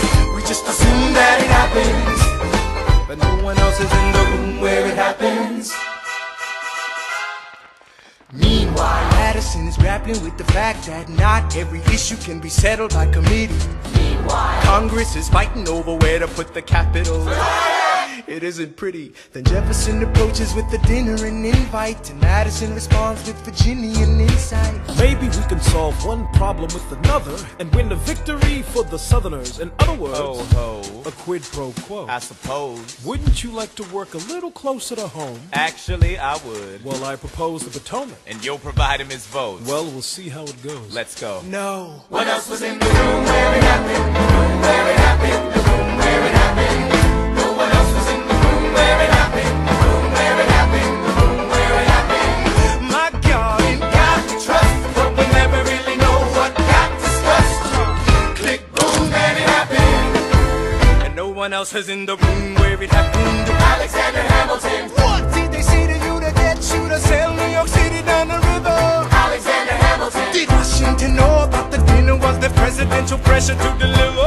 Alexander Hamilton. Or did you know even then it doesn't matter where you put the U.S. Capitol? Cause we'll have the banks, we're in the same spot. You got more than you gave. And I wanted what I got. When you got skin in the game, you stay in the game. But you don't get a win unless you play in the game. Oh, you get love for it, you get hate for it, you get nothing if you wait for it, wait for it, wait. God help and forgive me, I wanna build something that's gonna outlive me. What do you want, Bird? What do you want, Bird? If you stand for nothing, Bird, what do you fall for? I wanna be in the room where it happens, the room where it happens. I wanna be in the room where it happens, the room where it happens. I wanna be in the room where it happens. I wanna be in the room where it happens, the room where it happens. I wanna be in the room where it happens, the room where it happens. I wanna be in the room where it happens, I've got to be in the room where it happens, that big old room. The art of the compromise. Hold your nose and close your eyes. They wanna lead us to save the day. We don't get a say in what they trade away. We dream of a brand new start. But we dream in the dark for the most part. Dark as a tomb where it happens. I've got to be in the room where it happens. I've got to be where it happens.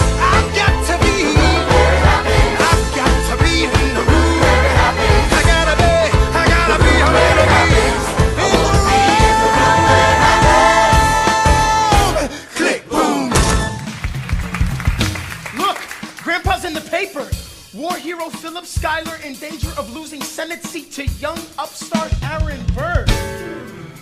Grandpa might lose his seat in the Senate.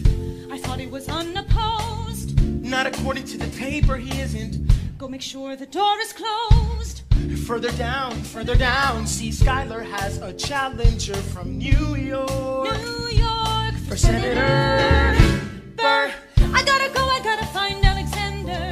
Let him know we're on his side. No, he'll consider this a personal slander. I've gotta stop a homicide. Oh. Look around, we should look around. Let's go and find your father down in New York. New York. Burr, since when are you a Democratic Republican? Since being one put me on the up and up again. No one knows who you are or what you do. They don't need to know me. They don't like you. Excuse me? Old Wall Street thinks you're great. You'll always be adored by the things you create. But upstate, you're the rascal who trades away the capital. Wait. The asshole who taxes the alcohol. I've always considered you a friend. I don't see why that has to end. A Senate seat was up for grabs and I took it. It's not my fault. People think you're crooked. You're gonna make a fool of me through my father-in-law? Well, there's the kid who almost shot Charles Lee in the jaw. My God, your pride will be the death of us all. Beware, it goeth before the fall. Alexander, there you are. Eliza. You forgot your papers. Mr. Burr, good sir, it's been so long. How are the Theodosians? As a matter of fact, my wife has taken ill. I'm not surprised, what with the chill. You'll send her our regards. I will. And how's your daughter? She's my pride and joy, fluent in French and Latin. So am I. She's the same age as your boy. Yeah, one day he'll run Manhattan. We must be going, Burr, but send your girls our love. Nice to meet your son. We're not done, Mr. Burr, sir. Hun. If I were you, I'd stick with her, sir. What in the hell was that?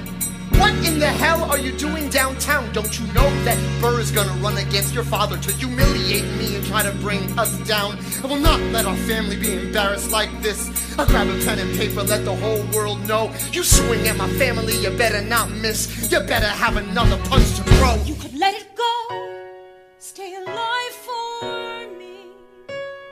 Let it go. Live to fight another day. Be critical, they'll make the personal political, but trying to knock you off your pedestal, your pinnacle. Let other people be cynical. Let it go. You're smiling because you know I'm right. Ha! And you know if the president were here, he'd tell you the same thing. No, the president's not here. I heard about Burr. You didn't kill him, did you? Were you here this whole time? Let it go. Stay alive for me. Let it go. Let it slide right. Let it slide right by. You don't have to bring a gun to a knife fight. It's not a case of your money or your life, right? You know you really ought to listen to your wife, right? I know. So let it go. Talk less. Burr. Smile more. Burr. Don't let them know what you're against or what you're for. Burr. Shake hands with him. Burr. Charm her. Ladies and gentlemen, welcome Senator Aaron Burr. Everybody know you can take a body blow. Let everybody know you can learn to let it go. Look around, how lucky you are to be alive right now. Let everybody know you can take a body blow. Let everybody know you can take a body blow. Let everybody know you can take a body blow. Let everybody know you can take a body blow. If somebody tries to lay you low, let it go. The issue on the table. France is on the verge of war with England. Now, do we provide aid and troops to our French allies, or do we stay out of it? Remember, my decision on this matter is not subject to congressional approval. The only person you have to convince is me. Secretary Jefferson, you have the floor, sir. When we were on death's door, when we were needy, we made a promise. We signed a treaty. We needed money and guns and half a chance. Who provided those funds? France. In return, they didn't ask for land. Only a promise that we'd lend a hand and stand with them if they fought against oppressors. And revolution is messy, but now is the time to stand. Stand with our brothers as they fight against tyranny. I know that Alexander Hamilton is here and he would rather not have this debate. I'll remind you that he is not Secretary of State. He knows nothing of loyalty. Smells like new money, dresses like fake royalty. Desperate to rise above his station. Everything he does betrays the ideals of our nation. Hey, and if you don't know, now you know, Mr. President. Thank you, Secretary Jefferson. Secretary Hamilton, your response. Come on, let's see it. I would love to hear it. Come on. You must be out of your goddamn mind if you think the president is gonna bring the nation to the brink of meddling in the middle of a military mess. A game of chess where France is queen and kingless. Who signed a treaty with a king whose head is now in a basket? Would you like to take it out and ask it? Or should we honor our treaty, King Louis's head? Do whatever you want, I'm super dead. Enough. Hamilton is right. Mr. President. We're too fragile to start another fight. But, sir, do we not fight for freedom? Sure, when the French figure out who's gonna lead them. The people are leading. The people are rioting. There's a difference. Frankly, it's a little disquieting. You would let your ideals blind you to reality. Hamilton, sir, draft a statement of neutrality. Did you forget Lafayette? What? Have you an ounce of regret? You accumulate debt, you accumulate power, yet in their hour of need you forget. Lafayette's a smart man, he'll be fine. And before he was your friend, he was mine. If we try to fight in every revolution in the world, we never stop. Where do we draw the line? So quick-witted. Alas, I admit it. I bet you were quite a lawyer. My defendants got acquitted. Yeah. Well, someone ought to remind you. What? You're nothing without Washington behind you. Hamilton. Daddy's calling.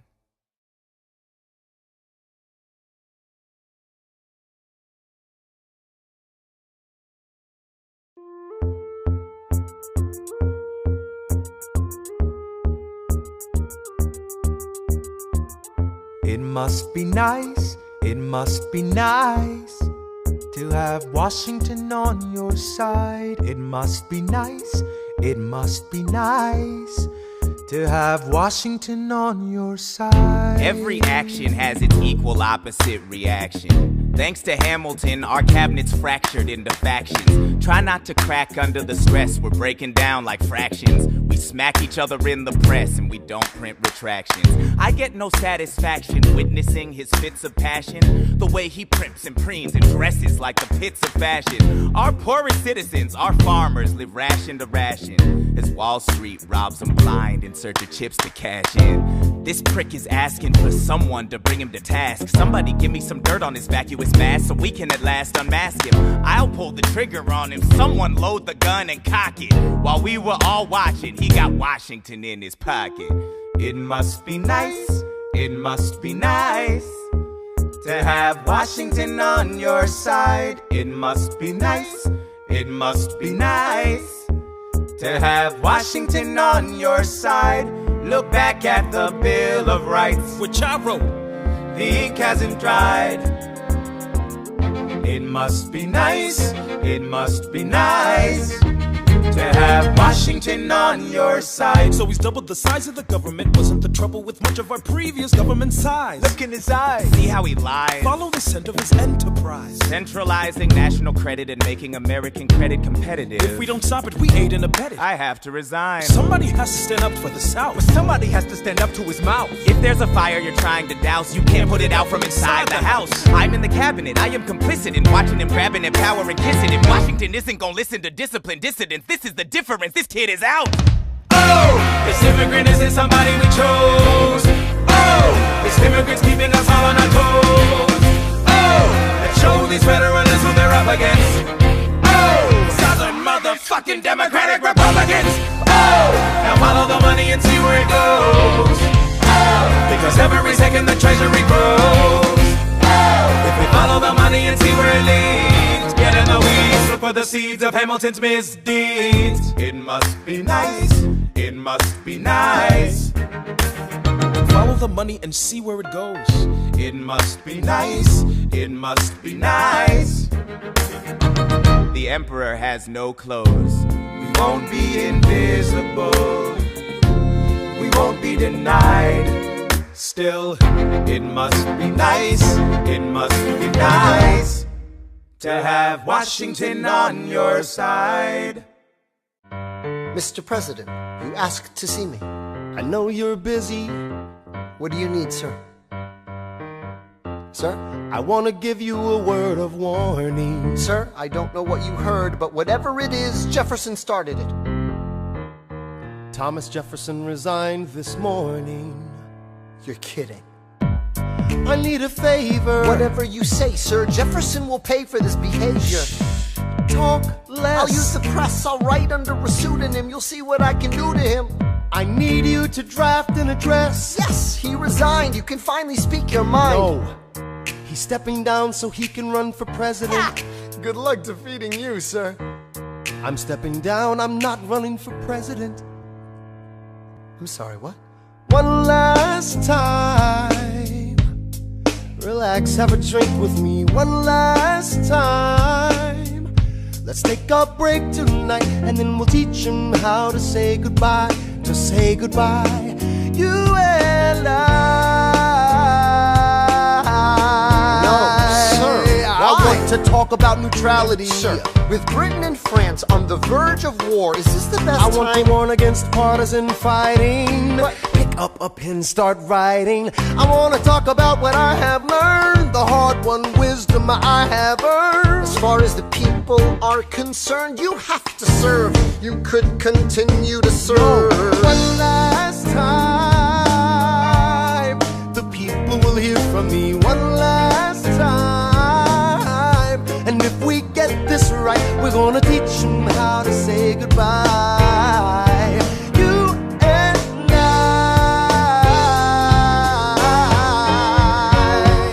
Mr. President, they will say you're weak. No, they will see we're strong. Your position is so unique, so I'll use it to move them along. Why do you have to say goodbye? If I say goodbye, the nation learns to move on. It outlives me when I'm gone. Like the scripture says, everyone shall sit under their own vine and fig tree, and no one shall make them afraid. They'll be safe in the nation we've made. I want to sit under my own vine and fig tree, a moment alone in the shade, at home in this nation we've made. One last time. One last time.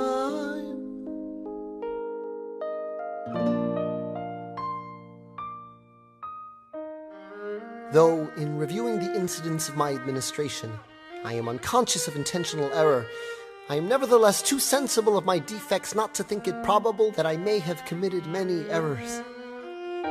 I shall also carry with me the hope that my country will view them with indulgence, and that after 45 years of my life dedicated to its service with an upright zeal, the faults of incompetent abilities will be consigned to oblivion, as I myself will soon be to the mansions of rest.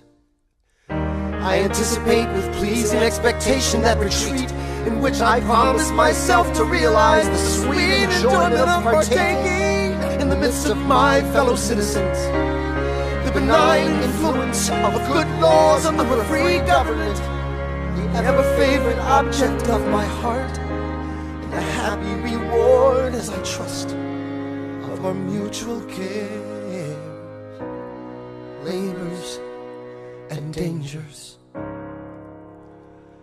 One last time. George Washington's going home. Teach him how to say goodbye. George Washington's going home. You and I.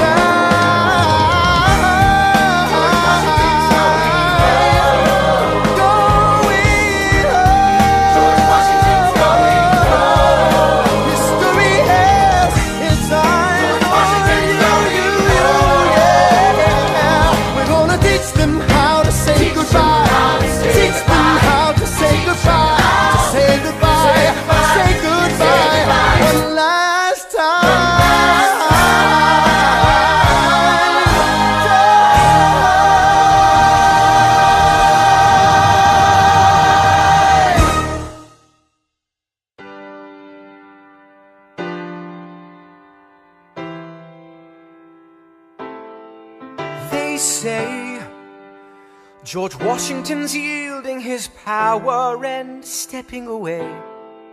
Is that true? I wasn't aware that was something a person could do. I'm perplexed. Are they going to keep on replacing whoever's in charge? If so, who's next? There's nobody else in their country who looms quite as large. John Adams? I know him. That can't be. That's that little guy who spoke to me all those years ago. What was it? 85. That poor man, they're going to eat him alive. Oh, oceans rise, empires fall. Next to Washington, they all look small. All alone, watch them run. They will tear each other into pieces. Jesus Christ, this will be fun. Da da da da da da da da da da da da da da. President John Adams. Good luck. How does Hamilton, the short-tempered protean creator of the Coast Guard, founder of the New York Post, ardently abuse his cabinet post, destroy his reputation? Welcome, folks, to the Adams administration. Jefferson's the runner-up, which makes him the vice president. Washington can't help you now, no more Mr. Nice President. Adams fires Hamilton, privately calls him Creole bastard in his taunts. Say what? Hamilton publishes his response.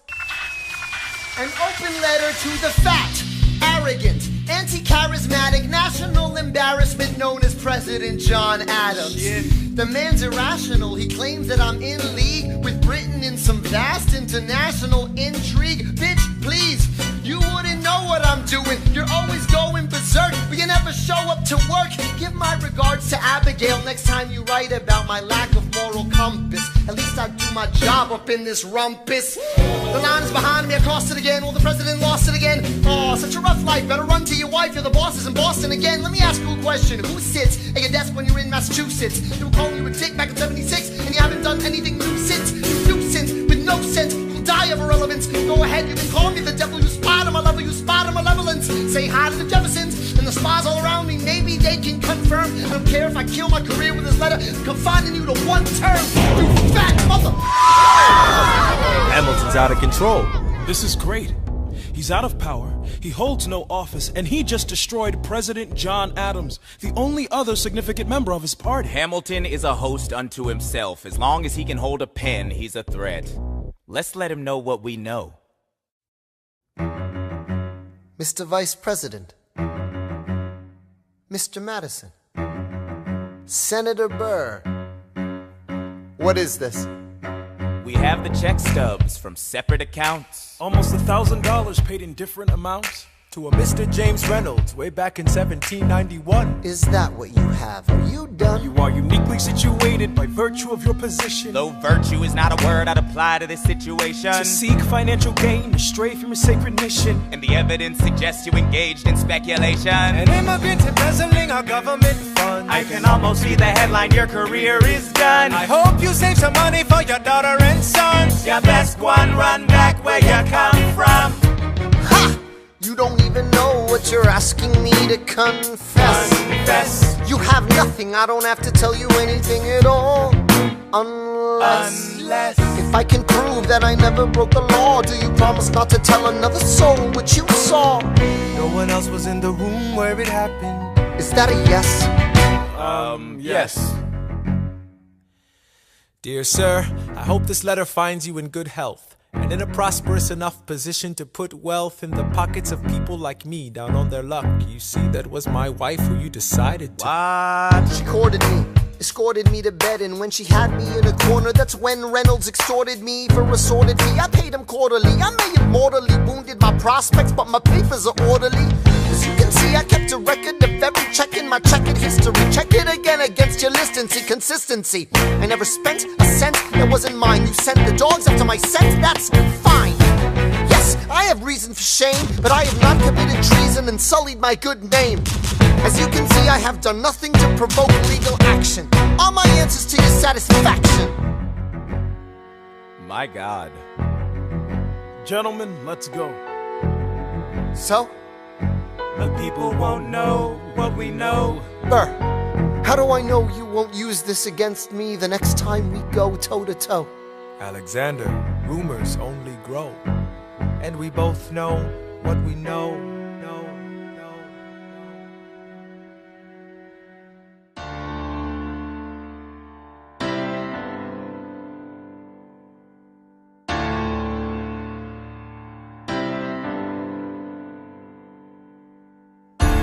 Eye of a hurricane, there is quiet for just a moment.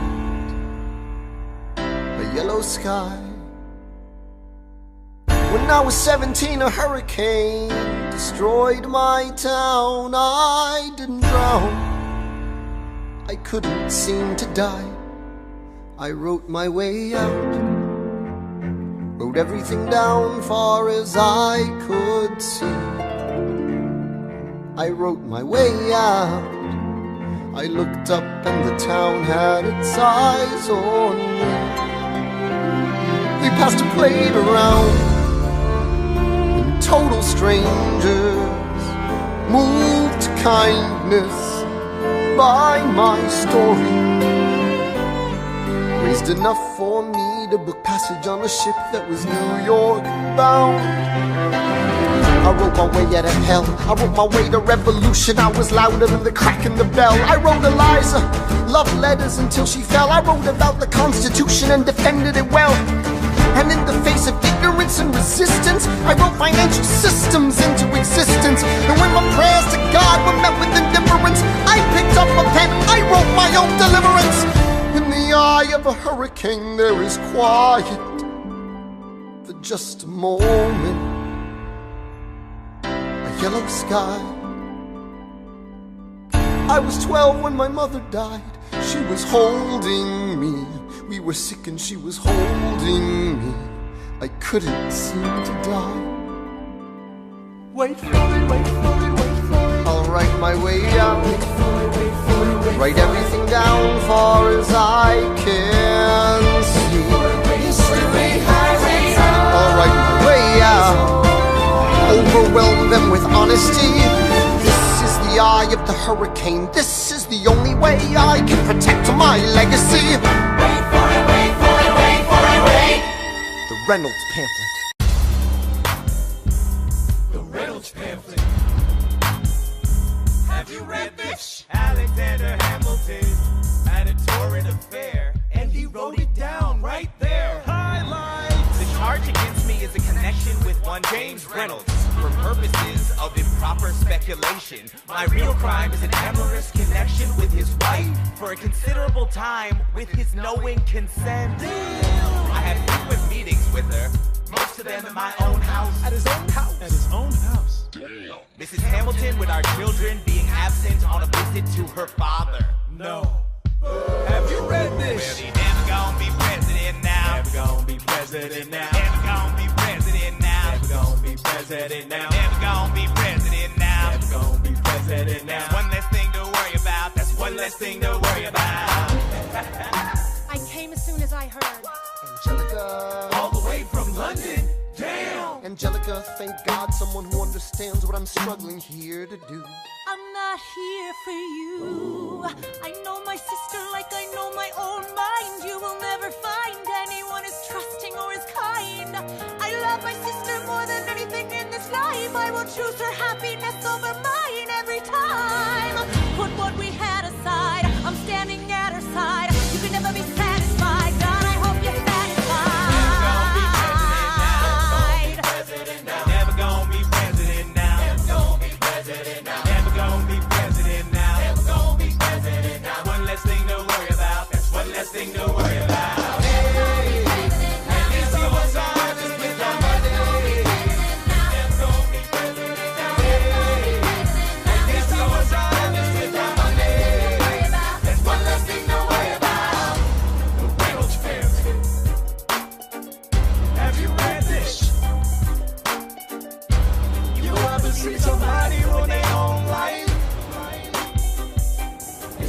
wife.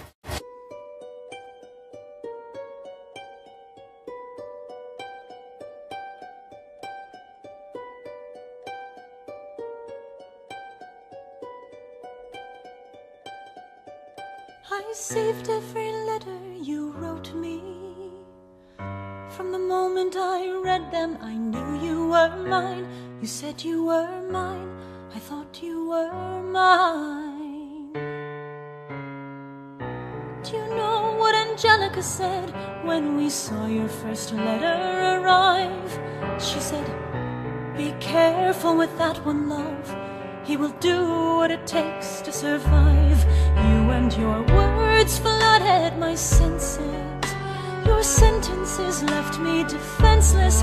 You built me palaces out of paragraphs. You built cathedrals. I'm rereading the letters you wrote me.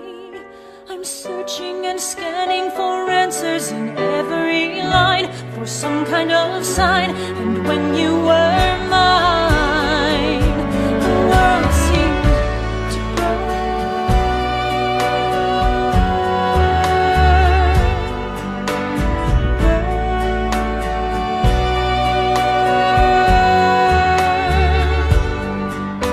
You published the letters she wrote you. You told the whole world how you brought this girl into our bed. In clearing your name, you have ruined our lives. Do you know what Angelica said when she read what you'd done? She said, "You've married an Icarus. He's flown too close to the sun. You and your words obsessed with your legacy. Your sentences border on senseless, and you are paranoid in every paragraph. How they perceive you, you.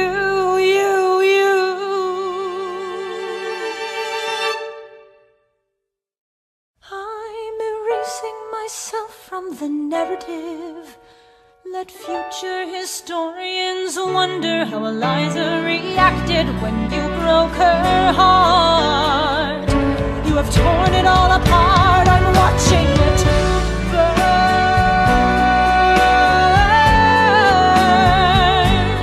Watching it burn. The world has no right to my heart. The world has no place in our bed. They don't get to know what I said. I'm burning the memories, burning the letters that might have redeemed you.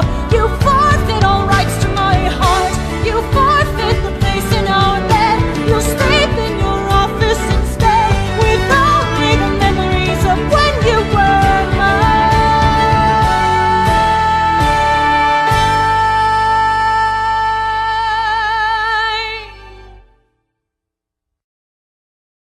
I hope that you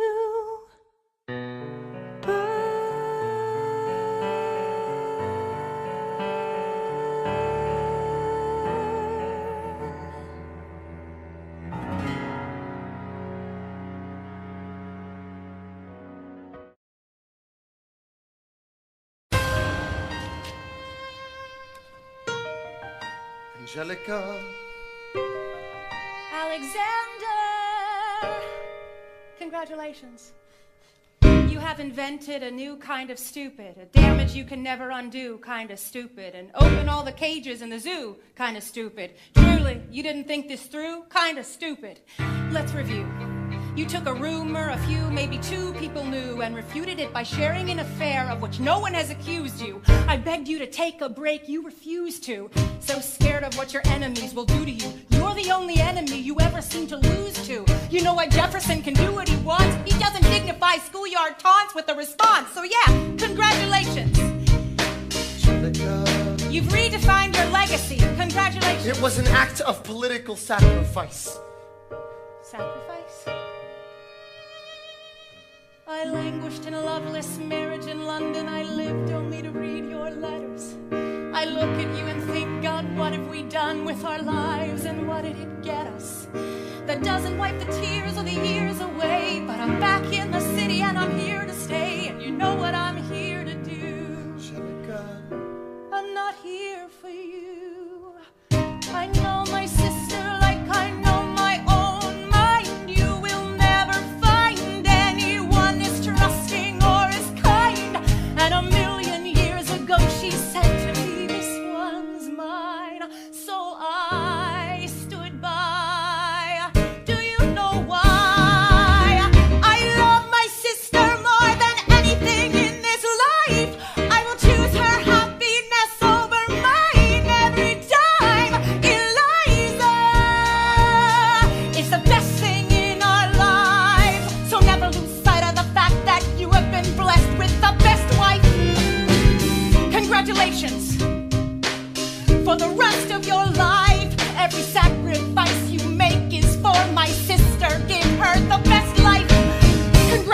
vengeance.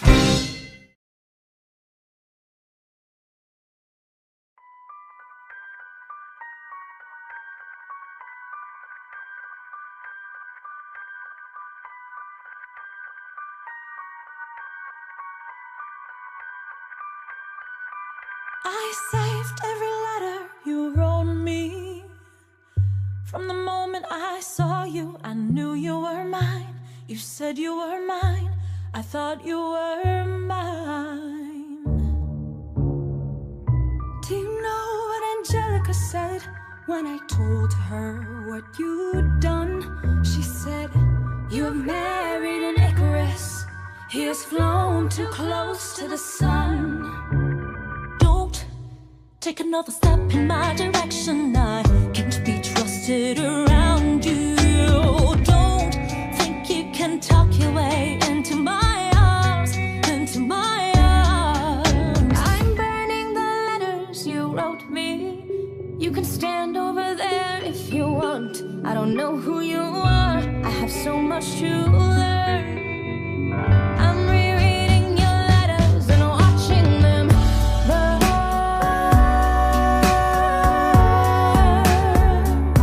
I'm watching them burn.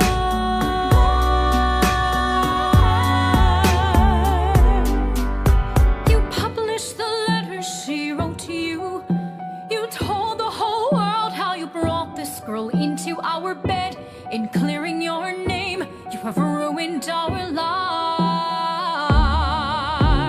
Heaven forbid someone whisper he's part of some scheme. Your enemy whispers, so you have to scream. I know about whispers. I see how you look at my sister.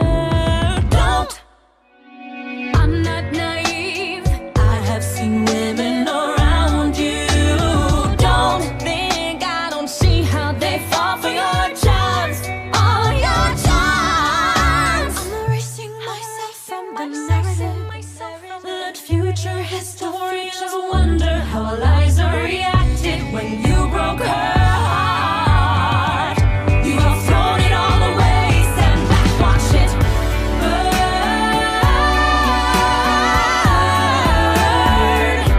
Just watch it all burn.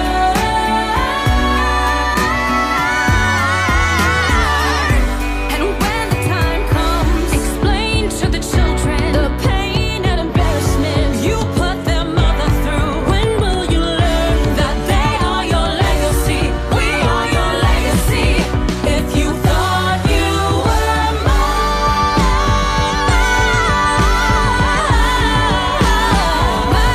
mine, don't.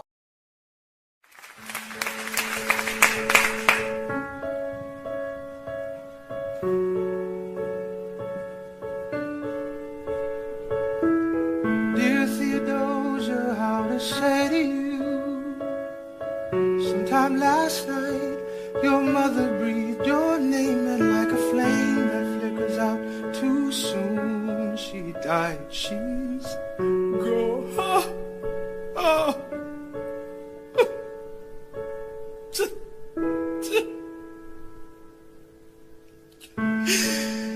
She dedicated every day to you. She changed my life. She made my life worthwhile. And when you smile, I know a part of her lives on. I know I can go on. You have come of age with our young nation. We bleed and fight. Sometimes it seems that's all we do, but you and I will build a strong foundation. And I'll be here for you. The way is clear for you to blow us all away. Someday, someday. Yeah, you'll blow us all away. Someday, someday.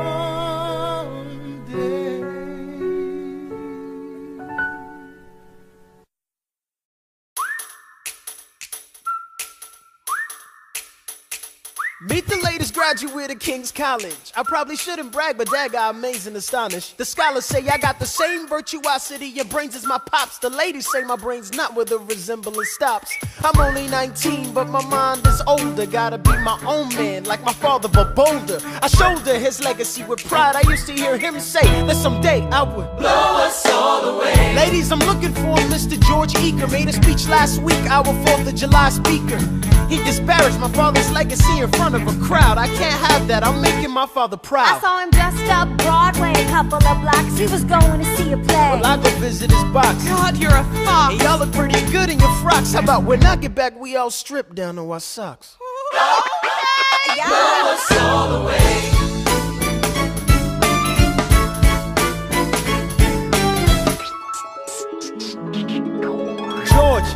George! I'm trying to watch the show. You should've watched your mouth before you talked about my father, though. I didn't say anything that wasn't true. Your father's a scoundrel, and so it seems to you.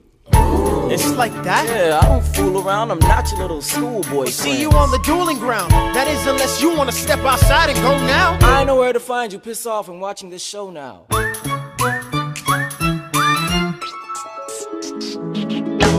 Pops, if you had only heard the shit he said about you, I doubt you would've let it slide, and I was not about to. Slow down. I came to ask you for advice. This is my very first duel. They don't exactly cover this subject in boarding school. Did your friends attempt to negotiate a peace? He refused to apologize. We had to let the peace talk cease. Where is this happening? Across the river in Jersey. Everything is legal in New Jersey. All right, so this is what you're gonna do. Stand there like a man until Iker is in front of you. When the time comes, fire your weapon in the air. This will put an end to the whole affair. But what if he decides to shoot, then I'm a goner? No, you'll follow suit if he's truly a man of honor. To take someone's life, that is something you can't shake.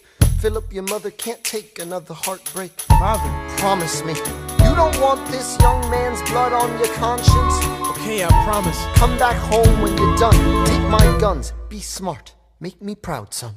My name is Philip, I am a poet. And I'm a little nervous, but I can't show it.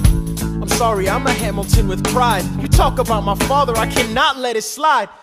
Mr. Eaker, how was the rest of your show? I'd rather skip the pleasantries, let's go. Grab your pistol. Confer with your men. The duel will commence after we count to 10. Count to 10. Look him in the eye, ain't no higher. Summon all the courage you require. And slowly and clearly aim your gun towards the sky. 1, 2, 3, 4, 5, 6, 7.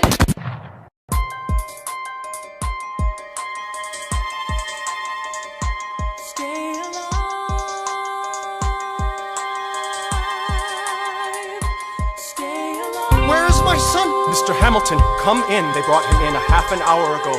He lost a lot of blood on the way alive?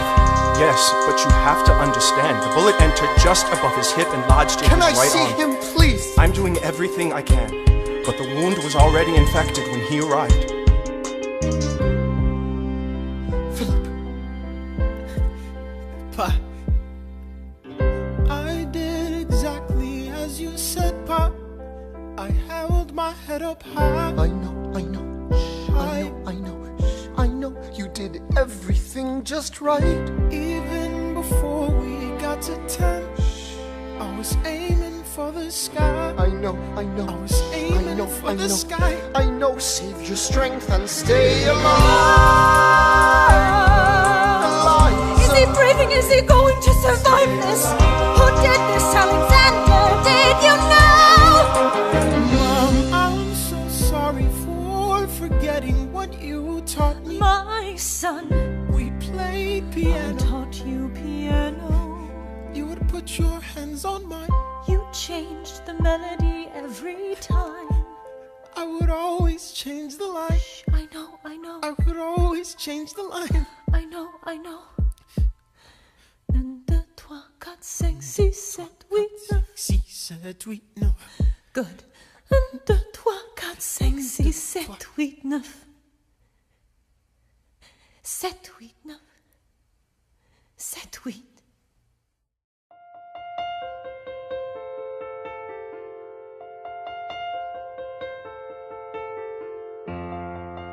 There are moments that the words don't reach. There is suffering too terrible to name. You hold your child as tight as you can. and push away the unimaginable. The moments when you're in so deep, it feels easier to just swim down. The Hamiltons move uptown and learn to live with the unimaginable. I spend hours in the garden. I walk alone to the store, and it's quiet uptown. I never liked the quiet before. I take the children to church on Sunday, a sign of the cross at the door, and I pray. That never used to happen before. If you see him in the street, walking by himself, talking to himself, have pity. Philip, you would like it uptown. It's quiet uptown. He is working through the unimaginable. His hair is gone gray, he passes every day. They say he walks the length of the city. You knock me out, I fall apart. Can you imagine?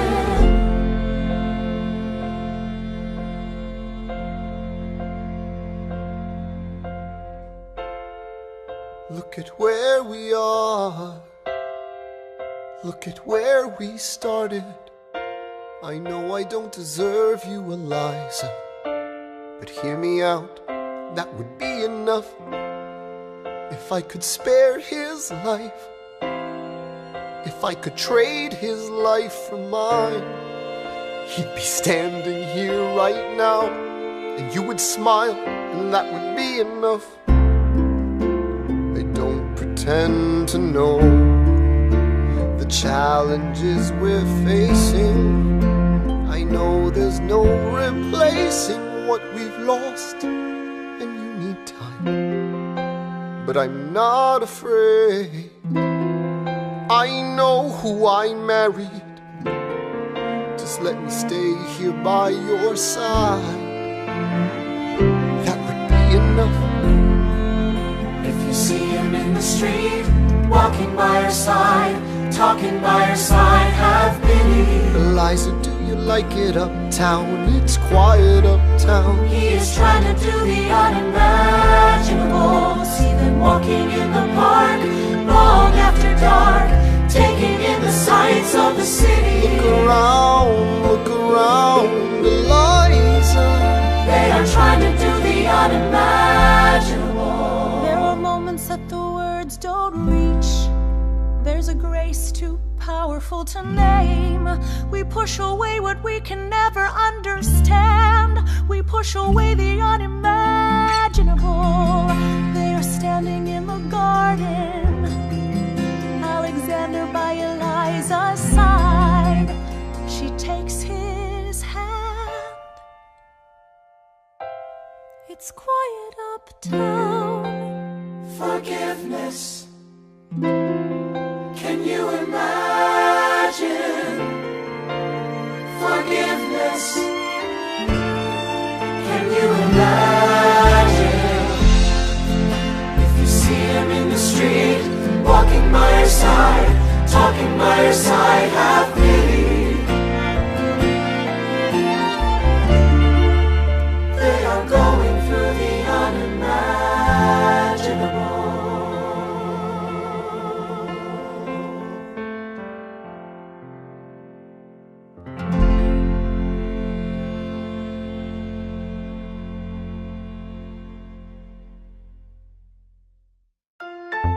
The election of 1800. Can we get back to politics? Please? Yo. Every action has its equal opposite reaction. John Adams shat the bed. I love the guy, but he's in traction. Poor Alexander Hamilton, he is missing in action. So now I'm facing Aaron Burr with his own faction. He's very attractive in the North. New Yorkers like his chances. He's not very forthcoming on any particular stances. Ask him a question that glances off, he obfuscates, he dances. And they say I'm a Francophile. At least they know I know where France is. Thomas, that's the problem. See, they see Burr as a less extreme you. You need to change course. A key endorsement might redeem you. Who did you have in mind? Don't laugh. Who is it? You used to work on the same staff. It might be nice, it might be nice to get Hamilton on your side. It might be nice, it might be nice to get Hamilton on your side. Talk less, smile more. Don't let them know what you're against or what you're for. Shake hands with him, charm her. It's 1800, ladies, tell your husbands, vote for Burr. I don't like Adams. Well, he's gonna lose, that's just defeatist. And Jefferson? In love with France. Yeah, he's so elitist. I like that Aaron Burr. I can't believe we're here with him. He seems approachable, like you could grab a beer with him. Dear Mr. Hamilton, your fellow Federalists would like to know how you'll be voting. It's quiet up top. Dear Mr. Hamilton, John Adams doesn't stand a chance, so who are you promoting? It's quiet up Jefferson town. or Burr, we know it's lose-lose. Jefferson or Burr, but if you had to choose, dear Mr. Hamilton, John Adams doesn't stand a chance, so who are you promoting? But if you had to choose, Well, if it isn't Aaron Burr, sir, Alexander, you've created quite a stir, sir. I'm going door to door. You're openly campaigning. Sure. That's new. Honestly, it's kinda draining. Burr, Sir. is there anything you wouldn't do? No, I'm chasing what I want, and you know what? What? I learned that from you. if you had to choose, if you had to choose, It's a tie. if you had to choose, if you had to choose, It's up to the delegates. if you had to choose, if you had to choose, It's up to Hamilton. if you had to choose, Jefferson or Burr, choose. Yeah. The people are asking to hear my voice. The country is facing a difficult choice. And if you were to ask me who I'd promote, Jefferson has my vote. I had never agreed with Jefferson once. We have fought on like 75 different fronts. But when all is said and all is done, Jefferson has beliefs. Burr has none. Well, I'll be damned. Well, I'll be damned. Hamilton's on your side. Well, I'll be damned. Well, I'll be damned. And you won in a landslide. Congrats on a race well run. I did give you a fight. I look forward to our partnership. Our partnership. As your vice president. Yeah, right. You hear this guy? Man openly campaigns against me, talking about I look forward to our partnership. It is crazy that the guy who comes in second gets to be vice president. Ooh, you know what? We could change that. You know why? Why? Because I am the president. Burr, when you see Hamilton, thank him for the endorsement. How does Hamilton, an arrogant immigrant, orphan, bastard, whore's son, somehow endorse Thomas Jefferson, his enemy? A man he's despised since the beginning, just to keep me from winning. I wanna be in the room where it happens, the room where it happens, the room where it happens. You've kept me from the room where it happens for the last time.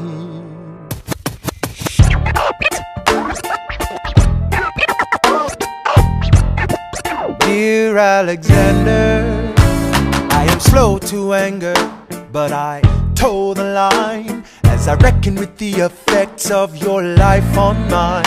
I look back on where I failed, and in every place I checked, the only common thread has been your disrespect. Now you call me immoral, a dangerous disgrace. If you've got something to say, name a time and place. Face to face, I have the honor to be your obedient servant, A. Burr. Mr. Vice President, I am not the reason no one trusts you. No one knows what you believe. I will not equivocate on my opinion. I have always worn it on my sleeve. Even if I said what you think I said, you would need to cite a more specific grievance. Here's an itemized list of 30 years of disagreements. Sweet Jesus. Hey, I have not been shy. I am just a guy in the public eye, trying to do my best for our republic. I don't want to fight, but I won't apologize for doing what's right. I have the honor to be your obedient servant, A.Ham. Careful how you proceed, good man. Intemperate indeed, good man. Answer for the accusations I lay at your feet, or prepare to bleed, good man. Your grievance is legitimate. I stand by what I said, every bit of it. You stand only for yourself. It's what you do. I can't apologize because it's true. Let's stand, Alexander. We hawking dawn. Guns drawn. You're on. I have the honor to be your obedient servant. A.Ham. A.Bird.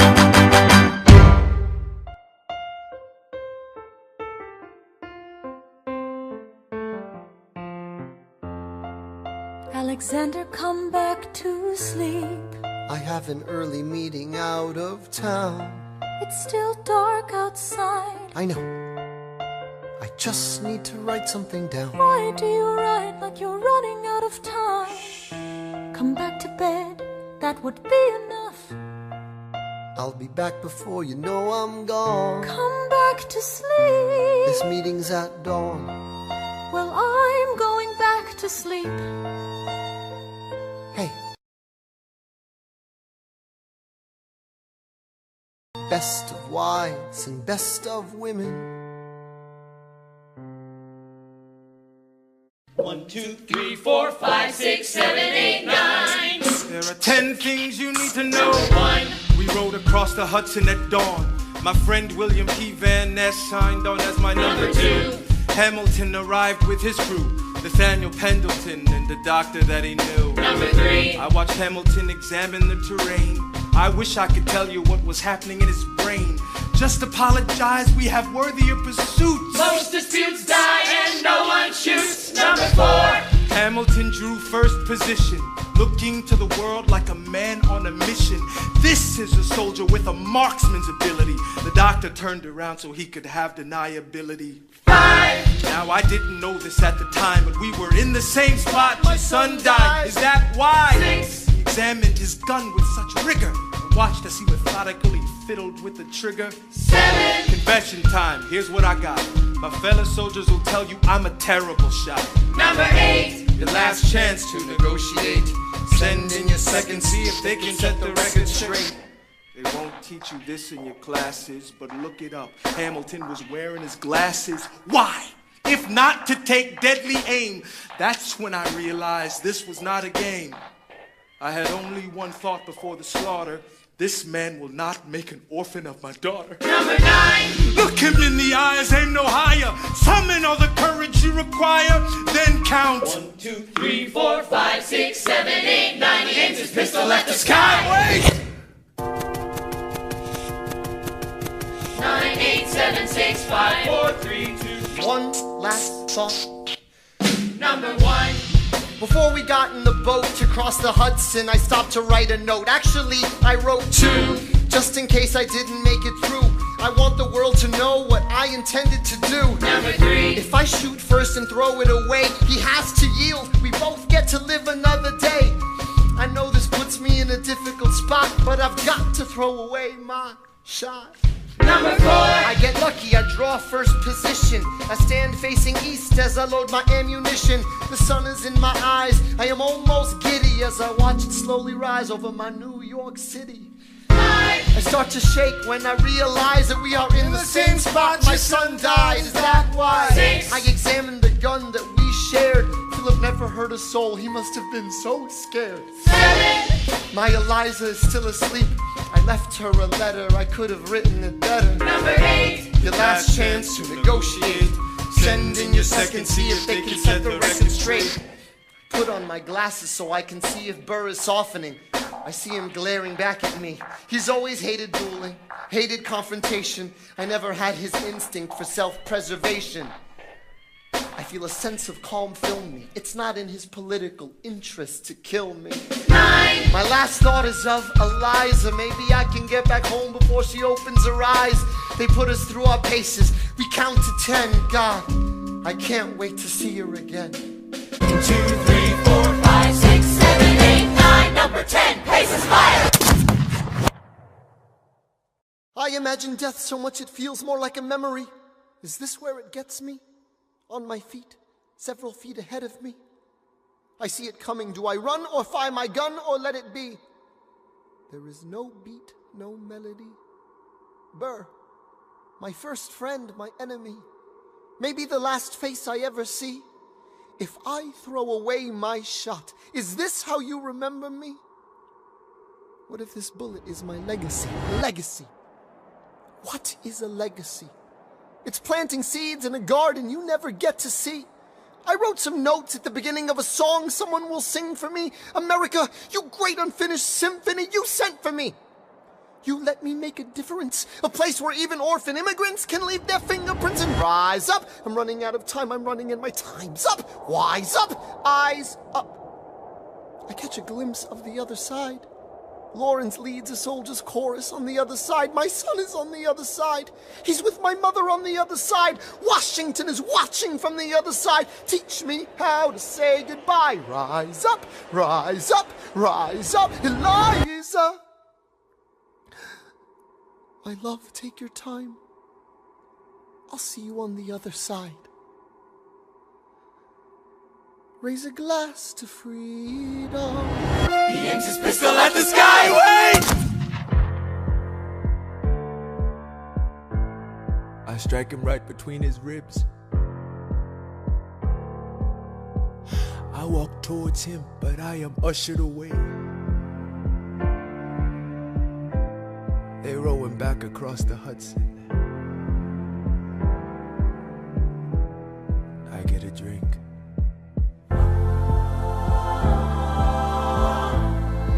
I hear wailing in the street.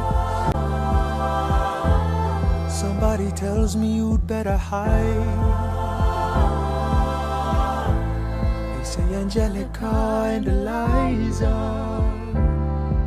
were both at his side when he died. Death doesn't discriminate between the sinners and the saints. It takes and it takes and it takes. History obliterates, and every picture it paints me in all my mistakes. When Alexander aimed at the sky, he may have been the first one to die, but I'm the one who paid for it. I survived, but I paid for it. Now I'm the villain in your history. I was too young and blind to see. I should have known the world was wide enough for both Hamilton and me. The world was wide enough for both Hamilton and me.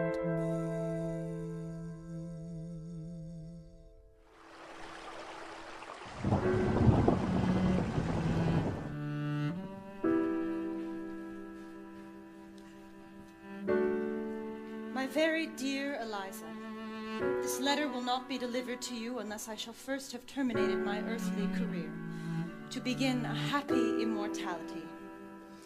I need not tell you of the pangs I feel from the idea of quitting you and exposing you to the anguish which I know you would feel, nor could I dwell on the topic lest it should unman me. Fly to the bosom of your God and be comforted with my last idea. I shall cherish the sweet hope of meeting you in a better world. Adieu, best of wives and best of women, ever yours, Alexander.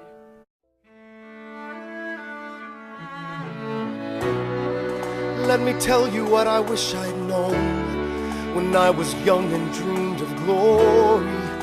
You have no control. Who lives, who dies, who tells your story? President Jefferson. I'll give him this. His financial system is a work of genius. I couldn't undo it if I tried. And I tried. Who lives, who dies, who tells your story? President Madison. He took our country from bankruptcy to prosperity. I hate to admit it, but he doesn't get enough credit for all the credit he gave us. Who lives, who dies, who tells your story? Every other founding father story gets told. Every other founding father gets to grow old. And When you're gone, who remembers your name? Who keeps your flame? Who tells your story? Who tells your story? Who tells your story? I put myself back in the narrative.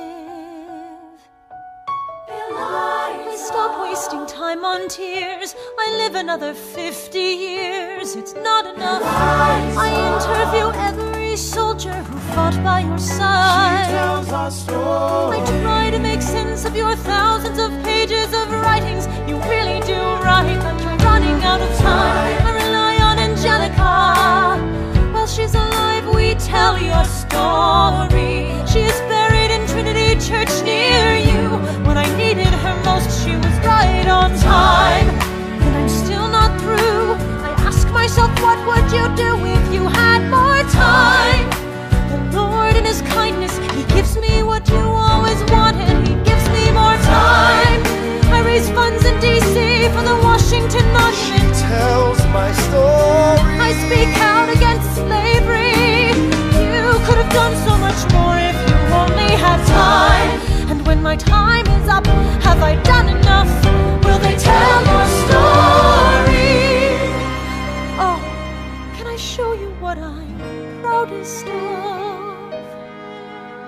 The orphanage. I established the first private orphanage in New York City.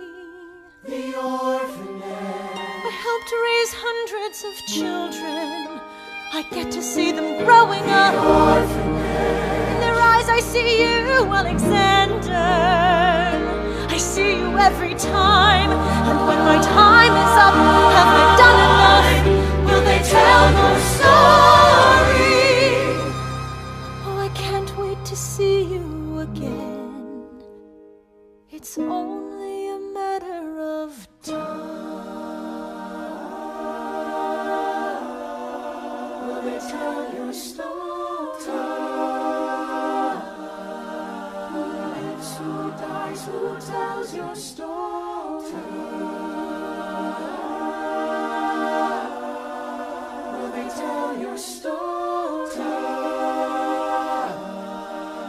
Who lives, who dies, who tells your story?